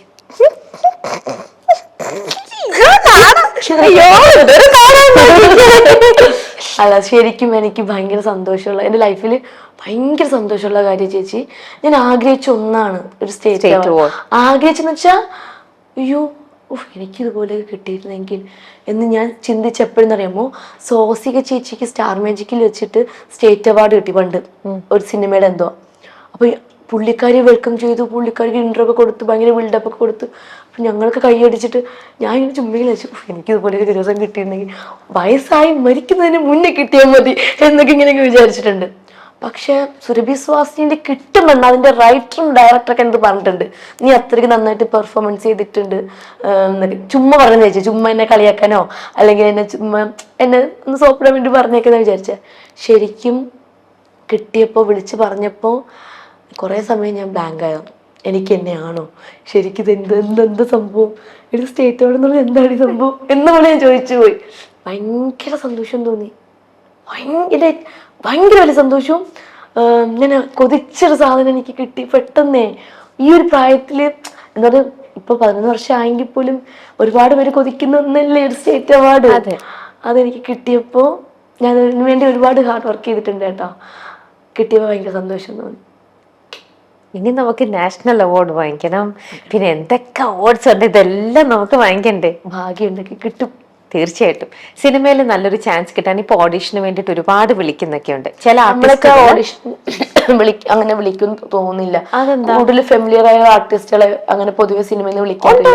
ഉണ്ട്. ഇന്നും ഞാൻ ഇന്റർവ്യൂ ചെയ്യുമ്പോൾ ചില ആർട്ടിസ്റ്റുകൾ സിനിമയിൽ അഭിനയിക്കുന്നവരാ. പക്ഷെ ഞാൻ ഇന്നും അവർ ഓഡിഷൻ ഒരുപാട് എക്സ്പോസ്ഡ് ആയിട്ടുള്ള സെലിബ്രിറ്റീസിലെ വിളിക്കത്തില്ല എന്നാണ് ഞാൻ അറിഞ്ഞിട്ടുള്ളത്. എനിക്കറിയില്ല. അതിപ്പോ നീ ഇപ്പൊ സ്റ്റാർ മാജിക്കിൽ ഭയങ്കര അധികം ഫേമസ് ആയതുകൊണ്ട് എനിക്ക് അത് അറിയുന്നില്ല. പക്ഷെ ചില സിനിമകളിൽ ഇപ്പൊ 1-2 സിനിമകളിലൊക്കെ ചെയ്തവരെ വീണ്ടും അവർ ഓഡിഷന് വിളിക്കുമ്പോൾ വീണ്ടും പോകുന്നുണ്ട് എന്ന് അവർ പറഞ്ഞിട്ടുണ്ട്. അതെ, ഞാൻ ആസിഫ് അലിക്കയുടെ കൂടെ അഭിനയിച്ചു കേട്ടോ. അതെനിക്ക് ചെറിയൊരു കുഞ്ഞു സീനായിരുന്നു പറഞ്ഞിരുന്നത്. അപ്പം അവരെന്തോ ഒരു എന്റെ അടുത്തുള്ള ഇഷ്ടം കൊണ്ട് ആ സീനെ കുറച്ച് വലിയ സീനാക്കി ഫുൾ ഡേ എന്റെ ആസിഫ് അലിക്കയുടെ ഡയലോഗ് കോമ്പിനേഷൻ സീനൊക്കെ ഉണ്ടായിരുന്നു. നല്ല രസമായിരുന്നു. അത് ചെറിയ സീനാ, എന്നെ പെണ്ണാണാൻ വരുന്ന സംഭവം. അപ്പൊ ആസിഫ് അലിക്ക വരുന്നതിന് മുന്നേ എനിക്ക് വളയിടുന്നതും അമ്മായി കളിയാക്കുന്നതും ജനലിൽ പോയി നോക്കുമ്പോ ആസിഫ് അലി മാരുതി കാറിൽ വരുന്നതും എനിക്ക് വിഷമാവുന്നതും അങ്ങനെ എന്നെ കളിയാക്കുക, വീണ്ടും എന്നെ കളിയാക്കുന്നതും ചായ കൊണ്ട് കൊടുക്കുന്നതും സംസാരിക്കുന്ന പറഞ്ഞ് പുറത്തു പോകുന്നതും പുള്ളിക്കാരനായിട്ട് ഇന്ററാക്ട് ചെയ്യുന്നതും എന്നെ ഇങ്ങനെയൊക്കെ ചോദിക്കുന്നതും ഞാൻ തിരിച്ചു പറയുന്നതും ഞാൻ പോകുന്നതും. അപ്പൊ അത്രയും വലിയൊരു സംഭവം എനിക്ക് തന്നിട്ടുണ്ടെങ്കിൽ അതിന്റെ ഭാഗ്യമാണ്. ഞാൻ അവിടുത്തെ ഒരുപാട് നന്ദി പറഞ്ഞു. മണിമുള്ള സാറിന്റെ അടുത്തും അതിന്റെ ഡയറക്ടേഴ്സിന്റെ അടുത്തും ക്രൂവിന്റെ അടുത്തും എല്ലാവരും നന്ദി പറയുന്നു. ആ സിനിമ കണ്ടിട്ട് ഒത്തിരി പേര് എന്നെ വിളിച്ചു. എനിക്ക് പേടിയായിരുന്നു തിയേറ്ററിൽ പോയി കാണാൻ. എന്താണെന്നറിയാമോ, ഞാനാ ഡബ് ചെയ്ത. ഇനി തിയേറ്ററിൽ പോയി കാണുമ്പോ എല്ലാം കട്ട് ചെയ്ത് പറഞ്ഞാലോ എന്ന് വിചാരിച്ചു. അച്ഛനും അമ്മയുടെയും കൂടെ പോയി കണ്ടില്ല. ഞാനും അച്ഛനും മാത്രമായിട്ടാ പോയി കണ്ടതിന് ശേഷമാണ് പിന്നെ ഞങ്ങൾക്ക് എല്ലാവർക്കും പോയി കാണാൻ പറ്റിയില്ല. പിന്നെ ഞങ്ങൾ എല്ലാവരും കൂടെ OTT-യിൽ വന്നിട്ട് കാണുക ചെയ്തത്. ഇനി അടുത്ത് നമ്മളൊരു സെഗ്മെന്റിലേക്ക് പോവാണ്. ആ സെഗ്മെന്റ് നമ്മൾ സ്കൂളിലേക്ക് ഫിൽ ഇൻ ദ ബ്ലാങ്ക്സ് കുറെ നമ്മൾ എഴുതിയിട്ടുണ്ടല്ലോ, അതേപോലെ ഉണ്ട് ഇപ്പോഴും ഉണ്ട്. ഓക്കെ, അപ്പൊ അതേപോലെ തന്നെ കുറച്ച് ചോദ്യങ്ങളാണ്. ബാക്കി ഞാൻ പറയില്ല, എനിക്കും ഇത് ബാക്കി കാര്യങ്ങള് അനുകുട്ടി തന്നെ അത് ഫിൽ ചെയ്യണം. ഓക്കെ, മര്യാദയ്ക്ക് എന്റെ കാര്യം മാത്രം നോക്കി പോകുന്ന എന്നെ ഇങ്ങോട്ട് കേറി ചൊറിയാൻ വന്നാൽ ഞാൻ കേറി മാന്തും. ചൊറിയാൻ വന്നാൽ മാന്തികളെ, അത് ഉറപ്പായിട്ടും. ഓക്കെ, എന്നെ പറ്റിച്ച് എവിടെയെങ്കിലും വിജയിക്കണമെന്ന് നിങ്ങൾ ചിന്തിച്ചാൽ അതൊരിക്കലും നടക്കില്ല. ജയിക്കുള്ളൂ, പിന്നെ അല്ല. എനിക്ക് വിജയിച്ചേ പറ്റൂ, കാരണം എനിക്ക് വിജയിച്ചേ പറ്റൂ, അതെന്റെ അവകാശമാണ്. ഓക്കെ, എന്നെ ഒറ്റ കൊടുക്കുന്നവരോട് എനിക്ക് ഒന്നേ പറയാനുള്ളൂ, കൊന്നളയും എന്നെ ഒറ്റ കൊടുത്തു കഴിഞ്ഞാൽ. എന്റെ സ്വഭാവം അറിയത്തില്ല. അതിനൊക്കെ പണി ഞാൻ തരും. ജീച്ചന്നെ പറയുള്ളൂ, മറ്റേത് പറഞ്ഞു എന്നെ ഒറ്റ കൊടുക്കുന്നില്ല, അതിനുള്ള പണി ഞാൻ തന്നോളാം. ചിരിച്ച് കഴുത്തിറക്കാന്ന് പറയില്ലേ, എന്റെ നാട്ടോ ഞാൻ പറയണേ. ഓക്കെ, എന്നെ തിരുത്താൻ ശ്രമിച്ചിട്ട് കാര്യമില്ല, കാരണം ഞാൻ നന്നാവില്ല. Okay, last one. എന്റെ ഏറ്റവും വലിയ വീക്ക്നെസ് സ്നേഹം. ഇങ്ങനെയൊക്കെ സംസാരിക്കുന്ന വഴി കെട്ടി ഒറ്റയ്ക്ക് വഴിവെട്ടി വന്നതാണോ? അല്ല, തന്നോണ്ട് അനു അങ്ങ് മുന്നോട്ട് പോകുന്നു അല്ലേ? പക്ഷെ പോണ വഴിക്ക് ആരെങ്കിലും പലരും പല പല ഓഫേഴ്സും കാര്യങ്ങളായിട്ടൊക്കെ വരുമ്പോ നോ ഒന്നും പറയത്തില്ല, നമ്മൾ നമ്മുടെ വഴി തന്നെ പോയാൽ മതി. അല്ല, എന്തെങ്കിലും ഓഫേഴ്സ് വന്നു കഴിഞ്ഞാൽ നോ പറയേണ്ട സിറ്റുവേഷൻ വന്നാൽ അവിടെ ഞാൻ നോ പറയും. നോ പറയേണ്ടത് നോ പറയും, യെസ് പറയേണ്ടത് യെസ് പറയും. അത്രയും ബോൾഡാണ്. എല്ലാവർക്കും എന്നെ പേടിയാണ്.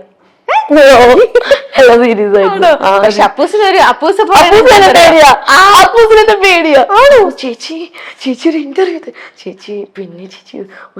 ചെയ്തു. ഞാൻ ഇപ്പൊ പറ്റൂലടാ, ഞാൻ ടൈപ്പിംഗ് മെസ്സേജാ, പക്ഷെ അവന്റെ എങ്ങനെ എടുക്കണം എനിക്കറിയില്ല. ഞാൻ പറഞ്ഞില്ല, ഞാൻ തരത്തില്ല, ഞാൻ കഴിഞ്ഞ വർഷം ഇനി തരൂല, അടുത്ത വർഷം തരാം, കുറച്ചാൾ കഴിഞ്ഞ് തരാം. ചേച്ചി പ്ലീസ്, ചേച്ചി പ്ലീസ്. ചേച്ചി ഭയങ്കര പാവത്തോടെ. എനിക്ക് മിക്ക ആൾക്കാർക്ക് മെസ്സേജ് അയക്കുന്നതും എന്നെ വിളിക്കുമ്പോൾ സംസാരിക്കുന്നതൊക്കെ ഒരു ഭയങ്കര, ഞാൻ ഇവരൊക്കെ എന്തിനാ എന്റെ അടുത്ത് ഇങ്ങനെ പേടിച്ചൊക്കെ സംസാരിക്കുന്നത്, ഞാൻ അത്ര ഭയങ്കര സാധനമാണോ എന്നൊക്കെ തോന്നാറുണ്ട്. ചിലർക്ക് ഇഷ്ടമാണെന്ന് പോലും പറയാൻ പേടിയ ചേച്ചി. എന്നെ അടുത്ത് ആരും ഒന്നും ഇങ്ങനെ ഇഷ്ടമെന്ന് പറയാറില്ല. അതൊരാണെങ്കിൽ നല്ലതാ, ഞാൻ പോണേട്ടാ, അത് എവിടെയാണെങ്കിൽ നല്ലതാ. ചുമ്മാ തലവേദന എന്തിനാ തലയിൽ വെക്കുന്നത്? ഞാൻ ചിലപ്പോ ഓപ്പൺ ആയിട്ട് സംസാരിക്കുന്നോണ്ടായിരിക്കും ആരും വന്ന് പ്രൊപ്പോസ് ചെയ്യാത്തത്. പേടിച്ചിട്ടാ. അങ്ങനെയാണ് ഈ ഓപ്പൺ ആയിട്ട് സംസാരിക്കുന്നതുകൊണ്ട് ഞാൻ വേറൊരു കാര്യം ചോദിച്ചോട്ടെ, അങ്ങനെ ഇപ്പൊ ബിഗ് ബോസ് വിളിച്ച് ഞാൻ പോവും? ബിഗ് ബോസ് വിളിച്ചു കഴിഞ്ഞാൽ നമുക്ക് പറ്റാത്ത എന്താ ഉള്ളേ? അങ്ങനല്ല, ഇത്രയും തൊട്ടാവാടിയാണ്. അത് ഇപ്പൊ പറഞ്ഞിട്ട് കാര്യമില്ലല്ലോ. ഇപ്പൊ ബിഗ് ബോസിൽ പോയി കഴിഞ്ഞു കഴിഞ്ഞാല് അവിടെ ഇപ്പം നമ്മൾ നമ്മളായിട്ട് നിക്കുക എന്നുള്ളതാണ് ഏറ്റവും. അഭിനയിച്ച് നിൽക്കുക, എത്ര നിന്നാലും നമ്മൾ തനി സ്വഭാവം അറിയാൻ പറ്റും. അതുകൊണ്ട് അഭിനയിച്ച് നിന്നിട്ട് ഒരു കാര്യമില്ല. അവിടെ ചെന്ന് കഴിഞ്ഞാൽ ദേഷ്യപ്പെടേണ്ട അടുത്ത് ദേഷ്യപ്പെടും, കരയേണ്ട അടുത്ത് കരയും, നമ്മള് സംസാരിക്കേണ്ട അടുത്ത് സംസാരിക്കും, അത്രേ ഉള്ളൂ. ചിരിക്കേണ്ട അടുത്ത് ചിരിക്കും, കൊഞ്ചിക്കേണ്ട അടുത്ത് കൊഞ്ചിക്കും, അത്രയൊക്കെ ഉള്ളൂ. എന്നാ ഞാനൊരു കാര്യം പറയട്ടെ, വിശ്വസിക്കോ ഇല്ലയോ എന്നൊന്നും അറിയില്ല. എന്റെ അടുത്ത് ഇന്നലെ രാത്രിക്കാണ് പറയണത് ഇന്ന് അനുവിന്റെ ഇന്റർവ്യൂ ഉണ്ടെന്ന് ഇവിടെ. അപ്പൊ ഇന്ന് രാവിലെ ഞാൻ എന്റെ സ്വപ്നത്തിൽ കണ്ടത് എന്താണെന്നറിയോ? അനു ഇങ്ങനെ ബിഗ് ബോസില് ട്രോഫി ഒക്കെ പിടിച്ച് പോകുന്നതിന് മുന്നേ ട്രോഫിയോ? എന്താ പോകുന്നതിന് മുമ്പേന്നോ? അങ്ങനെയല്ല, എന്നോട് ഇന്റർവ്യൂ എന്ന് പറഞ്ഞു കഴിഞ്ഞപ്പോ നമ്മള് ഇപ്പൊ കൊറേ ആൾക്കാരുടെ ഇതൊക്കെ പറയണ്ട, അതൊന്നും പറയണ്ട. വേണ്ട, ആണോ അങ്ങനെ വിചാരിച്ചു? ഞാൻ പക്ഷെ സ്വപ്നത്തിൽ കണ്ടത് അങ്ങനെയല്ല. ട്രോഫി കിട്ടുള്ളൂ. ഞാൻ ചെന്നൊളട്ടാം അനു ട്രോഫി തരുന്നുണ്ടോ? അല്ല, ഞാൻ സ്വപ്നം കണ്ടതാ. അനുവിന് ഇങ്ങനെ അനു വിജയിച്ചു ഈ പ്രാവശ്യത്തെ ഇതില് അനു വിന്നർ എന്നും പറഞ്ഞുകൊണ്ട് ലാലേട്ടൻ ഇങ്ങനെ പറയുന്നത്. എന്നിട്ട് ലാലേട്ടൻ അനുവിന്റെ കൈ, അനുവാണ് ഈ പ്രാവശ്യത്തെ സീസൺ 7 7 പണിയിൽ നിന്ന് വിജയിച്ചതെന്ന് ഇങ്ങനെ പറയുന്നത് ഞാൻ അതാണ് കണ്ടത്. അങ്ങനെ ഞാൻ വിൻ ചെയ്യണമെങ്കിൽ അന്ന് വിൻ ചെയ്ത് ഞാൻ എവിടെയാണോ ഷൂട്ട് എന്നൊക്കെ അറിയില്ല, അവിടുന്ന് ഞാൻ കൊച്ചിയിൽ വന്നിട്ട് ഞാൻ ചേച്ചിയുടെ വീട്ടിൽ വരും. സത്യം? ആ ട്രോഫിയും കൊണ്ട്. വാക്ക് ഉറപ്പാണ്. ഇന്റർവ്യൂ തരും. വെളുപ്പിനെ കാണുന്ന സ്വപ്നം ഫലിക്കും എന്നാണ്. ഞാൻ ഇത് കണ്ടത് വെളുപ്പിനെയാണ്. നമുക്ക് നോക്കാം. അപ്പൊ ആദ്യം നീ പോവല്ലോ എന്ന് പോലും ഉറങ്ങിയിട്ടില്ല, അതിനെ പറ്റി ചിന്തിച്ചിട്ടില്ല. എന്തായാലും വിളിക്കണമെങ്കിൽ പോകും. ഇപ്പൊ ഫ്രീ ആണല്ലോ ഞാൻ. ആണല്ലോ, അപ്പൊ പോവും അല്ലേ? അപ്പൊ എന്തായാലും നീ ഗപ്പും കൊണ്ടുവരും. അതെനിക്ക് ഞാൻ ശ്രമിക്കും. എല്ലാരും കപ്പും കൊണ്ട് വരാനാണ് ശ്രമിക്കുന്നത്. ഇനി കപ്പ് കിട്ടിയില്ലെങ്കിൽ ആ ബാത്റൂമിൽ കിടക്കുന്ന കപ്പണെങ്കിൽ എടുത്തുകൊണ്ടുവരും. ലാലേട്ടൻ തരുന്ന ഗിഫ്റ്റും കൊണ്ട് എനിക്ക് ഏറ്റവും എന്താ ആഗ്രഹം? എന്റെ ഏറ്റവും വലിയ ആഗ്രഹം ലാലേട്ടന്റെ അടുത്ത് നിന്നിട്ട് ഈ കയ്യില് ഞാൻ ഈ കയ്യിൽ ആരെങ്കിലും ആവട്ടെ നിന്നിട്ട് പെട്ടെന്ന് ലാലേട്ട ഈ കൈ ആയിരിക്കും പൊക്കണത്. അപ്പൊ ഞാൻ ചെറുതല്ലേ, ഈ കൈ പൊക്കുമ്പോ എനിക്ക് പേടി. പെട്ടെന്ന് ഈ കൈ പൊക്കാതെ എന്റെ തന്നെ പൊക്കണേന്ന് എന്റെ ഏറ്റവും വലിയ ആഗ്രഹം. അപ്പൊ അനുവിന്റെ ഇപ്പത്തെ ഈ ഒരു സോഷ്യൽ മീഡിയ ഇതില് ഈ കയ്യിൽ അനുവിന്റെ കൈ ലിഫ്റ്റ്, ഇപ്പഴത്തെ കയ്യിൽ ആരാവണം? അനുവിന്റെ ഒരു ടൈറ്റ് ആയിട്ട് ഒരു കോമ്പറ്റീറ്റർ ആയിട്ട് സ്റ്റാർ മജി കയറി വരും. അവിടെ ബിഗ് ബോസ് നന്നായിട്ട് പെർഫോമൻസ് ചെയ്യുന്ന കണ്ടന്റ് കൊടുക്കുന്ന ആള് തന്നെ ആയിരിക്കണം ഇവിടെ. എന്നാലും ആർക്കും ഇപ്പത്തെ ഈ സോഷ്യൽ മീഡിയയിൽ നമുക്ക് രേണു സുധി ഭയങ്കര തരംഗമായിട്ട് നിക്കില്ല ഇപ്പത്തെ സോഷ്യൽ മീഡിയയില്. രേണു ആണോ? നമുക്കൊന്നും പറയാൻ പറ്റത്തില്ല. അത് നമ്മളിപ്പൊ കാണുന്ന ആൾക്കാരെ ആയിരിക്കില്ല അവിടെ ചെല്ലുമ്പോ. ഇപ്പൊ ഞാനാണെങ്കിൽ പോലും ഇപ്പൊ കാണുന്ന ആയിരിക്കത്തില്ല അവിടെ ചെല്ലുമ്പോ. ഞാനായിട്ട് നിക്കുള്ളൂ, പക്ഷെ നമ്മൾ അവിടെ ചെല്ലുമ്പോ നമ്മുടെ സ്വഭാവം മാറുന്നാണ് എല്ലാരും പറയുന്നത്. ആണോ? പിന്നെ അപ്പൊ ഒറ്റപ്പെട്ടു പോകുന്ന ഒരു നിമിഷം വരുന്ന പറയണേ. നമുക്ക് നോക്കാം. എന്തായാലും ഞാൻ വെളുപ്പങ്കാല കണ്ട സ്വപ്നം അത് ഫലിക്കും. അതില് തന്നെ ഞാൻ എയർപോർട്ടിൽ നിന്ന് ഞാൻ നോക്കി നിൽക്കും. ഞാനന്ന് ഷൂട്ടിങ് ചെയ്യില്ല. ഞങ്ങളോട് അറിയുമല്ലോ, എയർപോർട്ടിൽ നിന്ന് നേരെ വന്ന വഴി തൃപ്പൂണിത്തുറയ്ക്ക് വന്നില്ലെങ്കിൽ ബിഗ് ബോസ് വിളിക്കട്ടെ. ശരിയാണല്ലോ, ഇന്റർവ്യൂക്ക് ഒന്ന് അറ്റൻഡ് ചെയ്ത് വിളിക്കട്ടെ. എന്തായാലും വിളിക്കും. ഈ കൈ ലിഫ്റ്റ് ചെയ്യുന്നത് അത് അനുക്കുട്ടിയുടെ തന്നെയായിരിക്കും. ഈ രണ്ടാമതുള്ളത് ആരുടെയാന്നേ ഉള്ളൂ ഇനി അറിയാനുള്ളത്. അത് നമുക്ക് കാത്തിരിക്കാം. നന്നായിട്ട് ഹാർഡ് വർക്ക് ചെയ്യുന്ന ആരെങ്കിലും ആയിരിക്കും. നമുക്ക് നോക്കാം അതാരാണെന്ന്. എന്തായാലും എന്റെ അനുക്കുട്ടിക്ക് എല്ലാവിധ പ്രാർത്ഥനകളും സ്നേഹങ്ങളും എല്ലാ ആശംസകളും ഒരുപാട് കേട്ടോ. അത് തന്നെ കൊടുക്കല്ലേട്ടാ. അയ്യോ, അപ്പൂസിന് ഇത് കൊടുക്കാനോ? അപ്പൂസ് അങ്ങ് നിന്ന് അപ്പൂസ ഇവിടെ വന്നിരിക്കുന്നു. അപ്പൂസിന് ഏരിയയിലേക്ക് പോലും കൊടുക്കണ്ട ഉമ്മയും കാര്യങ്ങളൊന്നും. അപ്പോൾ എന്റെ കുട്ടിക്ക് എല്ലാവിധ ആശംസകളും. പോയിട്ട് വിജയിച്ച് വരണം ബിഗ് ബോസിൽ വിളിച്ചു കഴിഞ്ഞാൽ. ഓക്കെ? അപ്പൊ എനിക്കൊരു ഹഗ് തന്നെ. Thank you. Love you. Okay bye. ശരി, പോവാണേ.